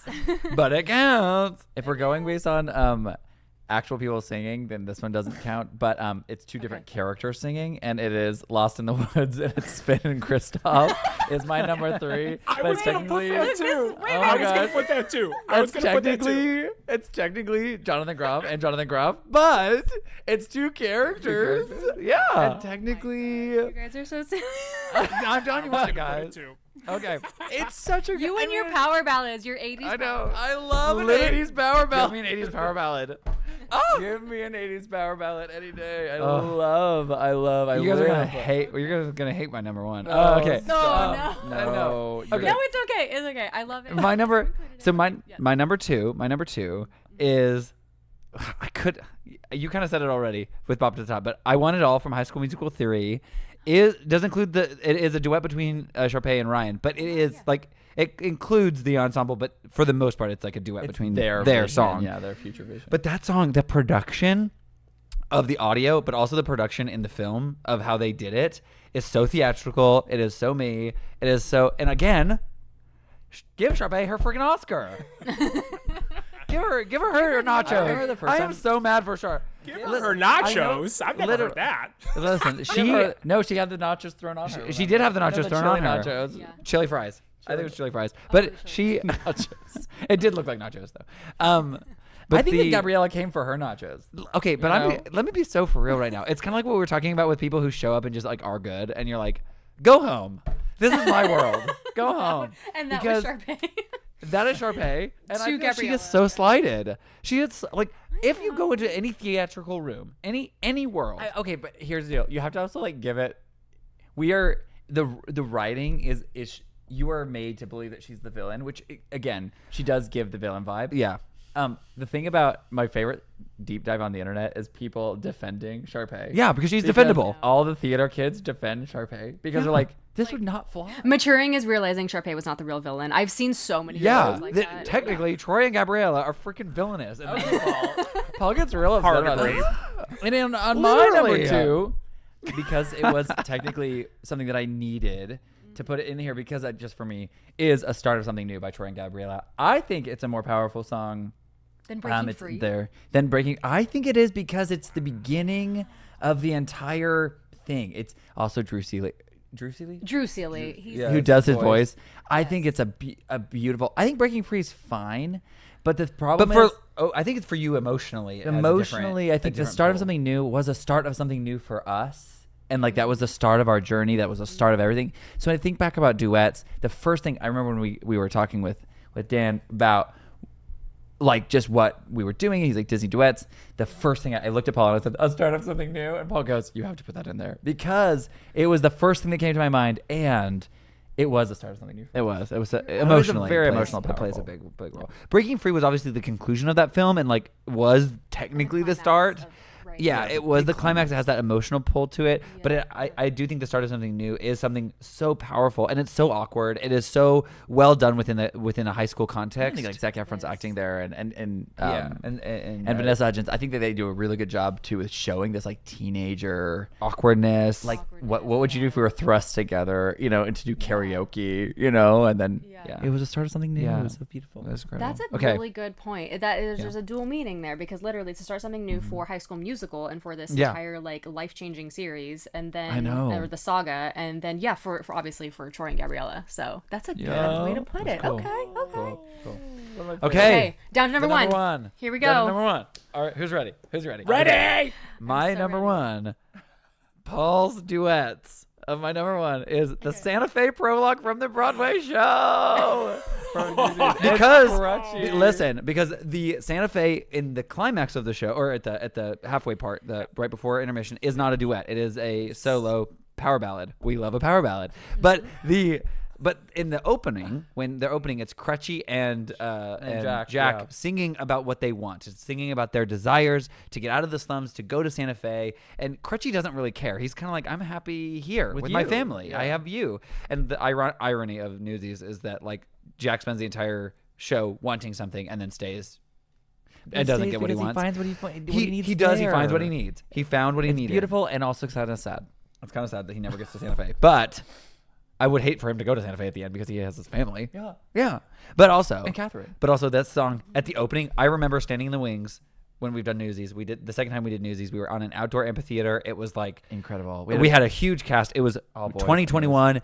All of the kids that were from Broadway were home, so it was a community theater show, but it was like such a stacked cast. We had such a great time. So we're in the wings stretching while they're singing, and just like that amp of like, we are getting ready to charge and to seize the day. And it was like, you're just getting amped to carry the banner. And they're singing Santa Fe. And they're and singing you're Santa like- Fe, and you're just like, and we're getting ready to push on these. Like I have chills. I have chills. thinking Oh, it was like a time to be alive. Yes. What a One of the best special show. It was 2021, so like yeah, we had everybody home. Yeah. Everybody was like, so we had like incredible times, and it was It was. our Jack was incredible, and our Crutchy was too. Oh, Like, our we Crutchy had was a so really, really good. good cast. And that emotional pull that started, and he starts yelling all the names, and everyone starts running like- on stage, and we're running on. And these we're running, and we scaffolding. have these huge 3-story scaffolding things that have to be pushed on. Yeah, so the I end of remember Santa Fe. while they get pushed, I'm swinging up and running up the scaffolding while it's being pushed on, and it was just like, I remember it. It's so exciting. There's a vlog, a behind the scenes vlog, if you guys are interested, over on our YouTube channel of us as babies back in 2021. But it shows the backstage, that's the whole process, and then the lead up, and then our closing night, and you'll see Santa Fe being sung while we're like gearing up and stretching and all this stuff. So on if you're the last interested in night. theater stuff, we have that. It's on cute, our but that's YouTube why channel. Santa Fe. Too. Yeah. And y'all videos. including Newsies makes my theater community so happy. I'm so glad you did. So excited. I love news. It's such an emotional show too. I think it's such a great message, and I don't know. I love it. My number one, Sorry. also is a theater kid song, but this is one that I had not seen this show on Broadway until just recently, within the last 2 years, and I saw it 2 years ago, and this song made me weep. And then I've had many conversations with people beyond this that said that this song, like, there's like lore behind this song. Anyway, I'll get to it. And it is a Broadway show that's still running right now, and it is in The Lion King, and it's He Lives in You between Simba and Rafiki. And it's this whole idea of like, you can keep going because he lives in you, and there's this like idea of like passing the torch in the show. Like we've seen it so many times, and in the show there's so many numbers that are just huge, and like the circle of life is just like so great, but that song just hits so close to like my heart that like I tear up every time. And I don't tear up at anything, you guys. Like I'm not a teary person, but like that song will get me. It is one of the, I personally think it is one of the best Disney songs of all time. And we're so blessed to have that, just from The Lion King 2, then the Broadway version. It's like, it puts the soundtrack of Lion King 2 over Lion King for me. That's a personal decision. That's a personal opinion. Yeah, personal. But it gives me, that song gives me chills every single time without fail. No matter where whether it's from Broadway, whether it's from the original soundtrack, it just has like a amazing meaning behind it. I don't know if have you guys seen the new drone show over at Paris in front of the castle from the Lion Okay, King? listen. I have tea about that. About it. We have been to Disneyland Paris twice. Oh, no. Well, technically once, but like two Was nights it in a row. canceled? Oh no. Both nights. Both nights. For wind. Stop. Yep. Guys, I am a drone pilot. That happened I to me went too. to Disneyland Paris No. to see the drone show. That is why I did it. That's why we went. I am so mad. Yep. I'm so sorry that happened. But we have watched it on YouTube many times. So many times. Okay, I was gonna say, because the latest one, the new one that they have right now, they have a rendition of He Lives in You. Oh, I didn't and know I that. cried when I first saw it, and then I watched it on the plane the next day, back in my phone, and I cried again. Like it's in like a lower register, and it's just it's so good. Anyways, sorry. I just think that like No, I love that. that Way to rub it in. song, I'm just kidding. when we were looking at for music, and we were talking back and forth and saying, "Oh, is this whatever?" And Paul goes, "That's kind of a deep cut, isn't it?" And I'm like, "I don't even care," because like I was putting it on my list, and Paul's like, "Maybe I should go to honorable mentions." I'm like, "No, I think it's going at number 1." And Paul goes, "Oh, okay." Yeah. All right. I support. Use your I list. support. Yeah. It is that good. Oh, I love both your lists, and and you'll hear it when we say ours later on. I love that we have kind of covered the Broadway and the musical duets as well. Because I did our musical. just have the generic duets from films in mind. I'm gonna be real honest with you guys. So you we kind should, of and cover everything. But those are the ones that you turn on and you bop to. Like I think that like when I was making my list, I was I struggle sometimes because I want to have a unique take, but then it's like when I was really thinking about it, I was like, I See the Light, Friend Like Me, A Whole New World are all like such classical duets that I like love, and I will turn on and belt to. Like, so for me, like it was kind of a hard list to be like, oh well, like what in a ranking are you ranking it on based on like listenability, like Supercalifragilistic? I love that song, but it's not like it's more of a emotional song than it is a. I'm gonna go and turn that on in the car and jam out to Supercalifragilistic. No, it's a bit right. I do know the and that's great. I still know the top steps.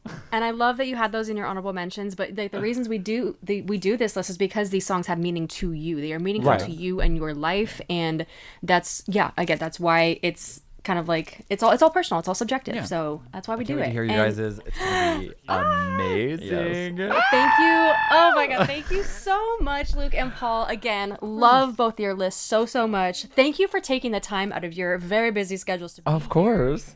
Thank you for taking the time to listen to us talk about. We're just happy to have you. You can keep going. We can keep going all Algorithm the time. 101. I mean, honestly, you guys. The limit does not exist with podcasts, and that's great. It's fine. That is the beautiful thing about podcasts. But we love what you guys are doing. This is such this a is great huge. format too to talk about Disney countdowns and to really get you get a good feel and it's such a bucket list option or bucket list item to be able to be on this podcast, and we're thrilled that you asked us. Thank you. We're so honored. Thank you. Appreciate it. Again, your time. And before we go, let the people know where they can find you, as I'm sure they're already following you, but just let people know where you're at on the socials, what you got coming up.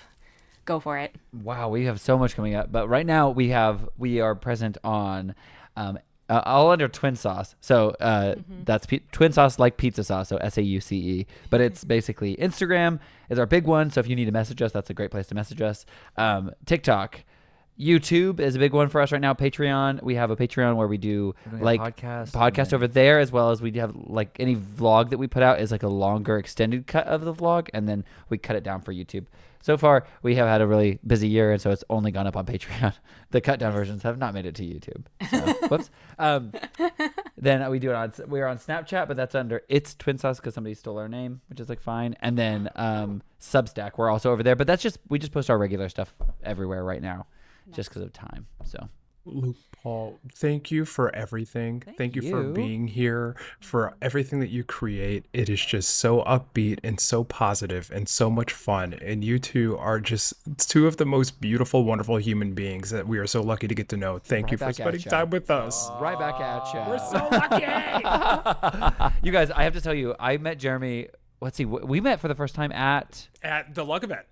Lug, yes. Yeah. Oh my gosh. Event. You are so tall. You are so tall. I remember you walked in and I was like, dang. But I do want you to know. But I have to tell you guys, like, Jeremy is like he is online, just the most nicest. sweet and the most generous. And just, also, let's talk about Megan. Let's talk about Megan, because Megan, we met at, like we said, in Marceline, Missouri. OG. Literally, can you believe that? It's been so fun to get to know you over the course of the last few years. You are so kind and always available to get together and stuff if we're in town. And it's always just such a blast to get to do little hunts. We all got to do Blake Silva's birthday together. Do you remember that? Yeah, we did that. That was fun. We did Hoop-Dee-Doo Review together. That's right with Eric. Frickin' love Hoop-Dee-Doo Review. Y'all, do not sleep on Hoop-Dee-Doo Review. Do not sleep. Have you ever done that, Jeremy? No.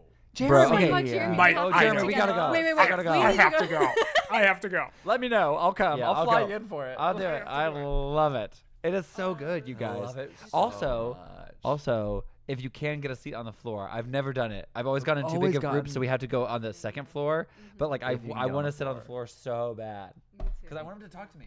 Then you come. I want to be involved. I want to be involved. Let me dance. But the food is good, but then the show is just so fun. I've had many performer friends who've done that show, and they said it's literally one of the funnest shows to do. Because it's not super hard on your body, and it's just joyful and fun. A lot of improv, which is a lot of fun. Did you know that it was made as a temporary fill attraction, now it's the longest running show at Walt Disney World? Yep. Danielle told me of the lore, and Oh, yeah. it makes it even more special that Oh, yeah. it's still there and running. Yeah, it's amazing. It runs multiple times a day. We need to get them to their list. So so sorry. We'll let you go. No, you're good. We'll talk too long. It's been so wonderful chatting with you guys and catching up. Hope that the travels go well the next, I guess, month and a half. I know you guys are so Will we busy. see you guys at D23?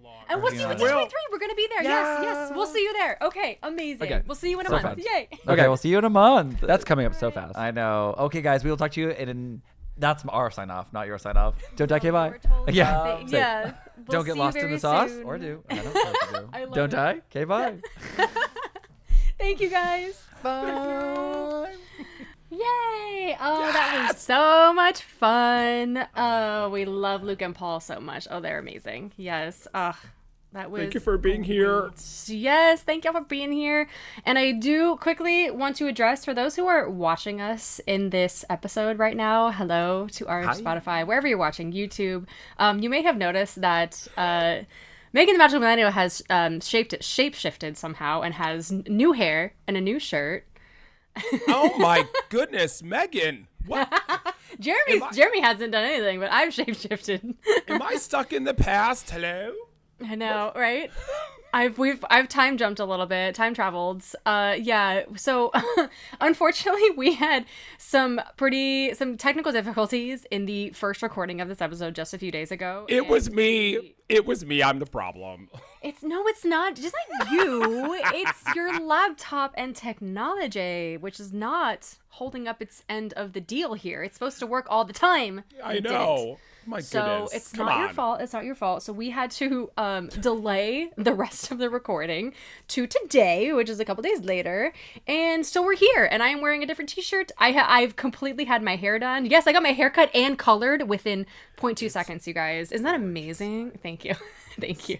Spectacular. Yeah. Thank you. I'm full blonde again. We got the roots done. Look at that. Look, she's so blonde.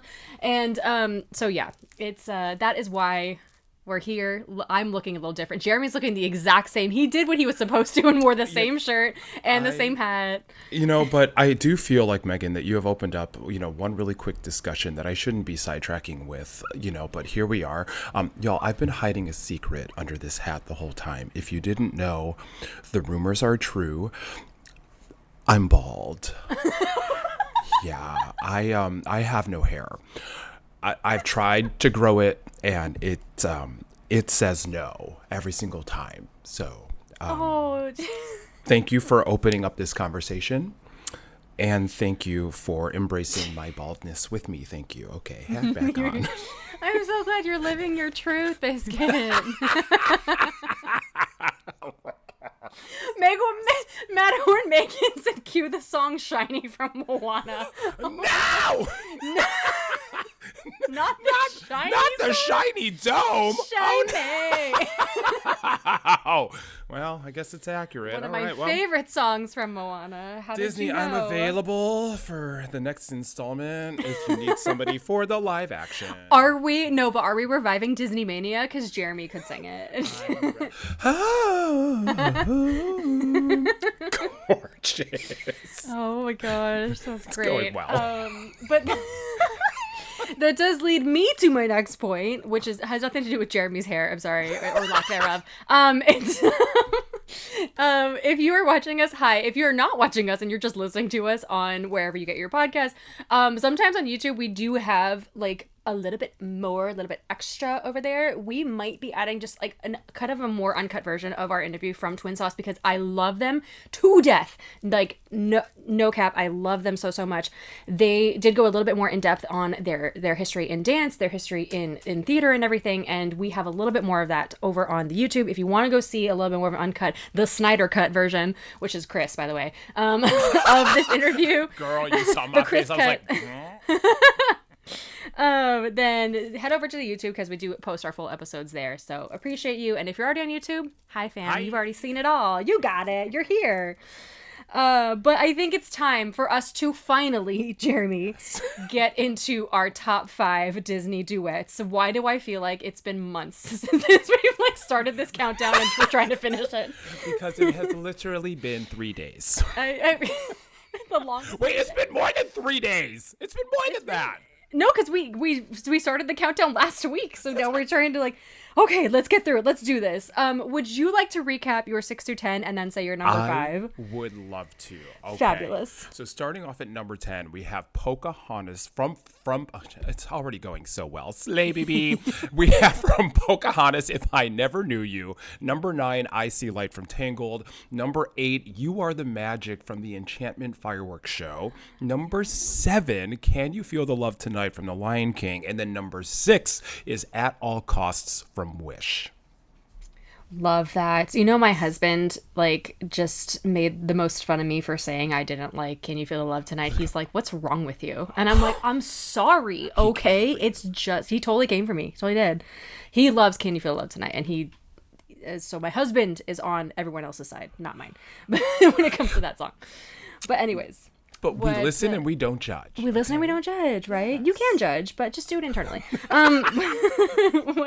What's your number 5? My number 5 is actually, nobody's going to be surprised by this, I don't think. It is A Whole New World from Aladdin. Shut up, that's my number 5. No, stop it! We did it! Already some crossover! Yay! It is a classic staple. I feel like everybody, first of all, knows it. You can't go to a karaoke night anywhere without hearing it from someone, somewhere. It's 2 people are heading up there and they're singing it. They're doing it 100%. Yeah. It's gorgeous. And it just had to be there. It had to be there. I'm sorry. It did. I'll say really quick my 10 through 6. So yes, my number hello. 10. Yeah, then I'll get into a little more. But 10, If I Didn't Have You from Monsters Inc. 9, Something There from Beauty and the Beast. 8 was, where's my 8? Oh, Wouldn't Change a Thing, Camp Rock from Demi and Joe. 7, Love is an Open Door, and my number 6 is Happily Ever After, the fireworks show. And then, yes, my number 5 is A Whole New World. Listen, a lot of people might put this at their number 1 because it is the classic Disney duet. If you were to say, name a Disney duet, I think 9 times out of 10 someone would say A Whole New World. That's just how it is. It is one of the most well-known Disney songs of all time. Alan Menken, and I think it's Brad Kane, and then, our fabulous... Now I cannot remember her name, but I love her so much. She does the voice of Mulan and the singing voice of Jasmine. Lea Salonga. Yeah, Lea Salonga, thank you so much. The original Obsessed. from Miss Saigon. She is incredible. Her voice is incredible, and it's quite literally a perfect song. You just gotta say it. And I think the reason I put it at 5, it's a little overplayed for me. I was born in 92. Aladdin came out in 92. I've literally grown up with this song. It's just a little too much of an overplayed earworm for me to put it at 1. That's just my thought. Sorry for those who disagree. That's why it's at number 5, at least for me. I don't know if you feel the same way, Jeremy. No, I feel the exact same way. Aladdin is one of those movies that I not only grew up with, but was probably one of the most ran movies that I watched as a kid. It is a song that I have sang so many times, literally just in my personal life and in audition rooms, which was also very, very fun. And, I love it. I appreciate it. I love Alan Menken. Lea Salonga's story, since you brought her up, is amazing to watch. If you haven't, go to the YouTube, search Lea Salonga. You'll see the whole story. It's unbelievable. Oh, I will. Okay. And it had to be there. Had to be there. It did. Had to be at the countdown for sure. Yeah. But definitely top 5. And what's funny, personal story, I got up on stage either freshman or sophomore year of college and sang this with my stupid ex-boyfriend on the baseball team. He was not a singer. No. Wait a minute. So it was during our athlete talent show. Yeah. Mm-hmm. No. So you're up there athlete singing like a literal Disney princess, and then he comes in and he's like, I can show you the world. Megan. He could at least hit the notes, but it wasn't like he was a singer. Yeah. Mm-hmm. Please tell me this video exists. You know what? I might try to find it. I can see if I can find it. It's gonna be, filmed on a brick because it was 2011 or something. But I can try. That will make the charm of it even. Well, the lack of charm, actually, we don't like him, will make it even better. No, it would. It would. Gosh, that would be a time to revisit that. The athlete talent show. Hey. Athlete talent show. Yes, indeed. I forgot what it was called. It had a name too. Anyways, What is your number 4 then, Jeremy? Number 4, I had to, you know what? I was actually really concerned that, one of my favorites of all time was not going to make it into my top 5, but it did. Okay. And I had to say a very specific part of this song. So it is going to be For the First Time in Forever from Frozen. And yes. Yeah. I think, I really love the moment in the movie, but I think from a storytelling standpoint, because it foreshadows kind of like a lot of what's to come. And then there's also a callback to it. So like, for example, For the First Time in Forever, the reprise, I think the musical version encapsulates the struggle and the conflict of the song much better than the animated. The vocals in the musical are just bigger in general. And I just think that adds to the tension and the discourse and kind of like that initial kind of like heartbreak in seeing these two sisters, one of which just feels like she can't be who she is and show who she is and have a relationship with her family, let alone her best friend and her sister. It's devastating. So I love that moment where Elsa comes in for the first time and you get to hear her voice. And I just think that musical interlude that then shows itself later is just so masterfully and beautifully done. And I had to put it there. Agreed. That's one of my favorite songs from the first Frozen, for sure. And not to take away from Kristen Bell and Idina Menzel, of course, but yes, the Broadway version, the musical version, is definitely like, it's powerful, it's emotional, it's a little more raw, and I also love the reprise. I think I like the reprise even better than like the original song. For some, I don't know. I love when it's that back and forth between them is so amazing. So love that's your 4. Yay! Good what about choice. My 4, my 4 is going to be actually Chris. I think this was part of Yensid. It is going to be Celine and Peebo's version of Beauty and the Beast. My favorite quote unquote cover, because obviously the original was sung by Angela Lansbury. My favorite cover of Beauty and the Beast. It is so amazing. Gotta give it up to Peebo again, R.I.P. And of course, Miss Celine Dion, of course. One of my favorite, like, I think, was this in posts? Was this in credits? Did this go in the credits? I believe it did. It did. Okay, thank you. Just to make sure. Or like later in the credits, I think. Yeah, it is. It's so stunning. It's just my favorite rendition of Beauty and the Beast, which in itself is a great song. And their voices are fantastic in it. So that's my 4. That had to be there. Let alone that Belle is, one of your favorite princesses. Wait, is Belle your favorite princess? She is, followed very, very closely by Tiana. Yes. Yeah. So, thank you. All right. How about number 3? Number 3 is a tribute to what I do think ties with Frozen as my favorite Disney movie of all time that took far too long to get the love and notoriety it deserves. And that is going to be Nobody Else But You from a Goofy movie. Yeah. I had to put that in there. So glad you put a Goofy movie in here. I was thinking about that. Yeah, yes. I had, because I was going through, and it was another one of those moments of like, oh my God, like I love this movie in so many ways, and I've loved it since I was a kid, but there really isn't. And I was like, wait a minute. And I love it even more because we talked about this a little bit ago of like, when you think of Disney Duets, you think of, the love and the romanticism of it all. Mm-hmm. And this is love in a very different way between father and son. Yes. And it comes after this like chaos and catastrophic moment where, Max is very much living that kid era that I think a lot of kids go through where they think their parents are ruining their life and they're making it miserable. But it's they're embarrassing. Yeah. I know. And it's like, no, that's just your dad. Mm-hmm. Hello.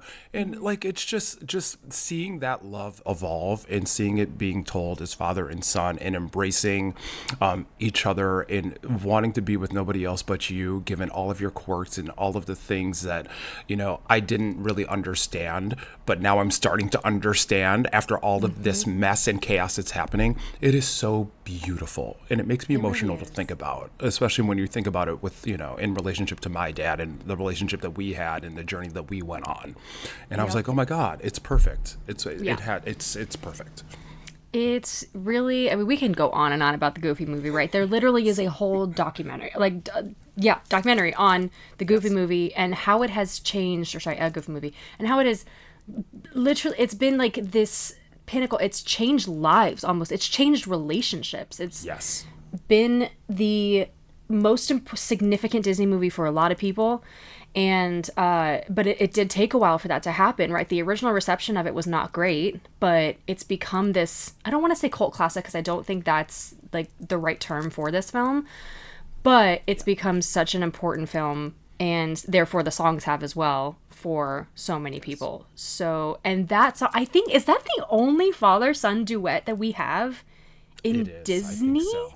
But maybe some shows have it, but I think in movies, I think it is. Which is crazy. That's crazy. Yeah. It's wild. There's like, you know, there are some things in Lion King, but I wouldn't necessarily justify it as a duet. They're like moments together within song. Yes, and father-daughter duets. Correct. Yeah, that's a father-daughter duet. Yeah. From Lion King 2. Sorry. Yes, exactly. Simba and Kiara. Yeah. But I really don't think so. Which kind of like, when you think of it like that, makes it even more special. Wild. Yeah. So if you haven't, by the way, haven't watched that on Disney Plus, it's wonderful. Our friend Juju's in it, which is so cool. And so definitely watch a Goofy movie documentary, which came out for, I believe, for the 30th anniversary, which is fun. That was last year. Yeah. So good choice, Jeremy, and I'm so glad you put it in there. Thank you. Okay, well, sorry, taking it back to the romance for my number 3. I feel so. Yeah. I love love. We love love. It is gonna be my number 3 is gonna be I See the Light from Tangled. I do think it is one of the best duets ever made. I think Mandy Moore's voice is beautiful on it, as was Zachary Levi. I just think them together, it sounds so good. You cannot beat the lantern scene. There's a reason, like, it was brought to life in Tokyo, and like it's just stunning. And I want to go to there. I want to be that in the boat with the lanterns. Yeah. Everything surrounding it is just beautiful. So I See the Light is my number 3.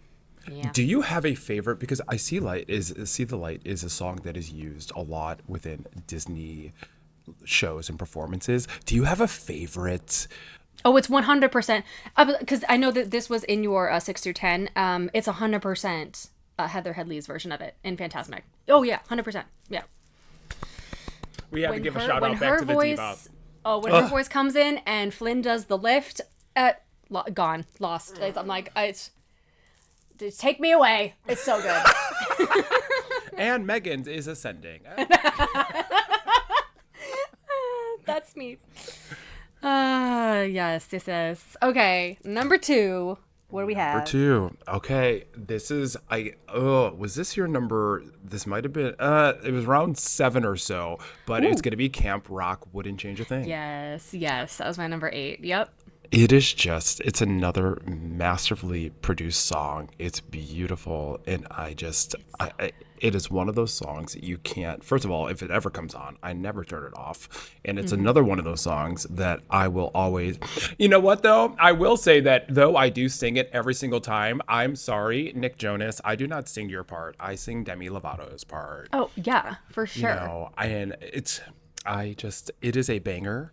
And I love that it has kind of like had this resurgence, and it's kind of like united all of those that have been so fond of Camp Rock and the music and that song in particular. And to get to have that moment back was incredible. I love it.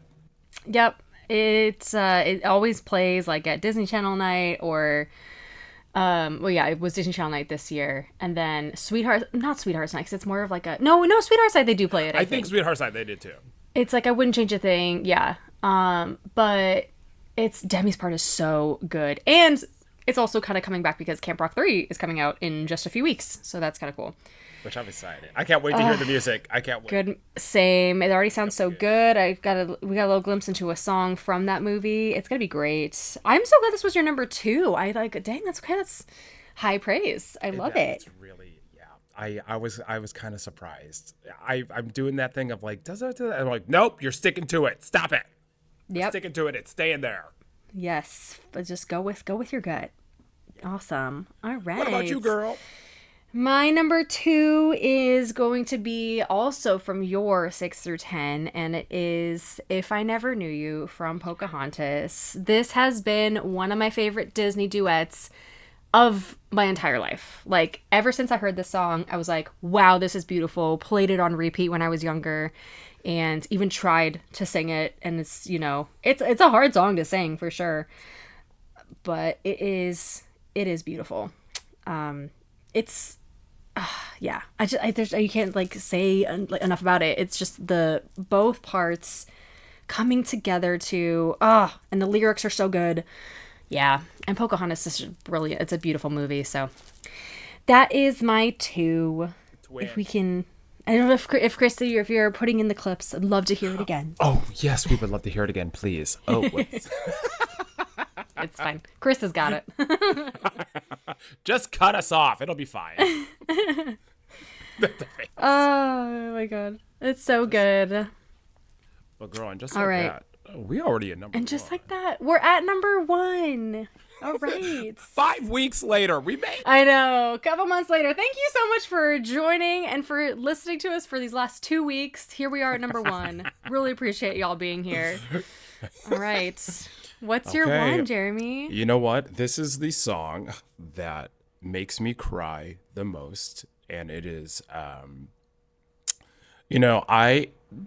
I will say that I used to not be the biggest theater fan in the world. That's a story for a different day, and I will never forget when I first saw this show as a kid. This song moved me profoundly, and still to this day, every time I see it, the show, hear it, it makes me cry. This is where I'm matching the TWiNSAUCE boys, but it's going to be He Lives in You from the Lion King. We're counting it as a duet. Yeah. It just, you got to do it. Yeah. It had to be there. It's just, Yeah. wait, have you seen the Lion King in Paris by any chance? Not Did you see the show? Okay. No, I've only seen it obviously in Animal Kingdom. I watched the drone show, which that song is included in. Yes, it's included in that as well. Yes, but then, yeah. Between the Broadway is it musical, in the Paris show? it's Yeah. in the Oh, Paris show. The musical. Paris show incorporates a lot of the songs from, like, they include like the Shadowland in there, He Lives in You is in there, and I just think the way that not only they stage it, but just kind of like just the overall anthem of it all, and just the story, it just Simba, coming into his own and owning who he is and where he came from and representing his dad, and just the emotional connection of it all. It just it hits me in the heart every single time. And for me, when it comes to why I gravitate towards songs and music, it always comes down to the emotional connection and the reaction that it invokes in me, and that is the Disney song that consistently invokes the most of a reaction from me, and I had to put it at number 1. Had to. Yeah, you had to. I would too. I did, since I watched the musical, or like way early on when it was really kind of coming up, I guess. So I forgot it was a duet at some point, but it is a song that I'll put on if I'm having a hard day or if I'm having a good day and I just want to spirits uplifted. It will do that every single time without fail. Yes. It's that good. I'm so glad you have this at your 1. Yay! What about you, girl? What's your number 1? My number 1 is going to come to us from a little bit newer of a film, and I think this will surprise some people. I don't think I've talked about it a lot, but it is going to be At All Costs from Wish. Yeah, I know. And I think I just think I think it is a beautiful song. I am going to say, or just make a little note that I really do love the origins of this song and what it was originally intended for, and that is the love story that was supposed to be in Wish, which obviously they completely changed the storyline, they changed the plot. I really wish this had stayed a love song. It doesn't really hit as much for me, given that it's just her and the king kind of talking about wishes that are floating in the air. But it is still beautiful, and it's still so well sung by Chris Pine and Ariana DeBose. And I would have loved to have seen it, though, stay as a love song, which is how I see it and how I you hear it and sing it. I sing it as a love song. I view it as a love song. So, yeah, I love it so much. So that's why it's at 1. Do you think Wish at some point is going to have more of a moment? I don't know. I think it just wasn't as well received as Disney would have liked it to be, and we all know what happens when that's the case. Where do you see Atlantis merch anymore? Where do you see Emperor's New Groove merch anymore? If it's not well received, they don't put it out there as much. Astra's still meeting in the parks. In Epcot, yeah. In Epcot, sometimes she comes over to land. So that's good. And then she is featured in the Starlight Parade. Yes. Her float is beautiful, and I love Star. And she does have the Wish song in World of Color Happiness. So we love Asha. Yes. We don't love the path of the storyline of Wish, I think. I think people, it got lost on people. That's what. Which it's fair. You hit that completely directly. Yeah. So darn for that. But again, we love Asha, and I do love At All Costs. That is probably my favorite song, followed closely by the song Wish in that movie. Yeah. Girl, that is a strong top 10. Yours too. Top 10. Yours too. And of course, we have a bonus for this, you guys. If you're like, oh my gosh, where is this duet? You'll notice that we did not include a lot of Disney Channel duets. And hey, listen, those will probably make the 11 through 15. Might be a couple. So if you want to go and listen to that or see where those picks fall, we do have, of course, the link to our Patreon page, and that'll give you access to the bonus episodes and all that good stuff. But we so appreciate you listening to both of these episodes, especially this one. Thank you so much to TWiNSAUCE for being here today and chatting with us. And we have a new countdown coming for you next week that we're very excited for. So thank you all so much. We will see you for the new countdown, but until then, have a very magical day. And as always, we will see you at the parks. Bye. Bye.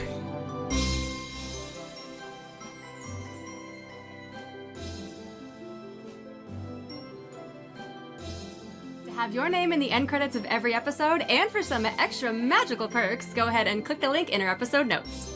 That's right, or head over to patreon.com and search the Disney Countdown Show. We can't wait to see you there.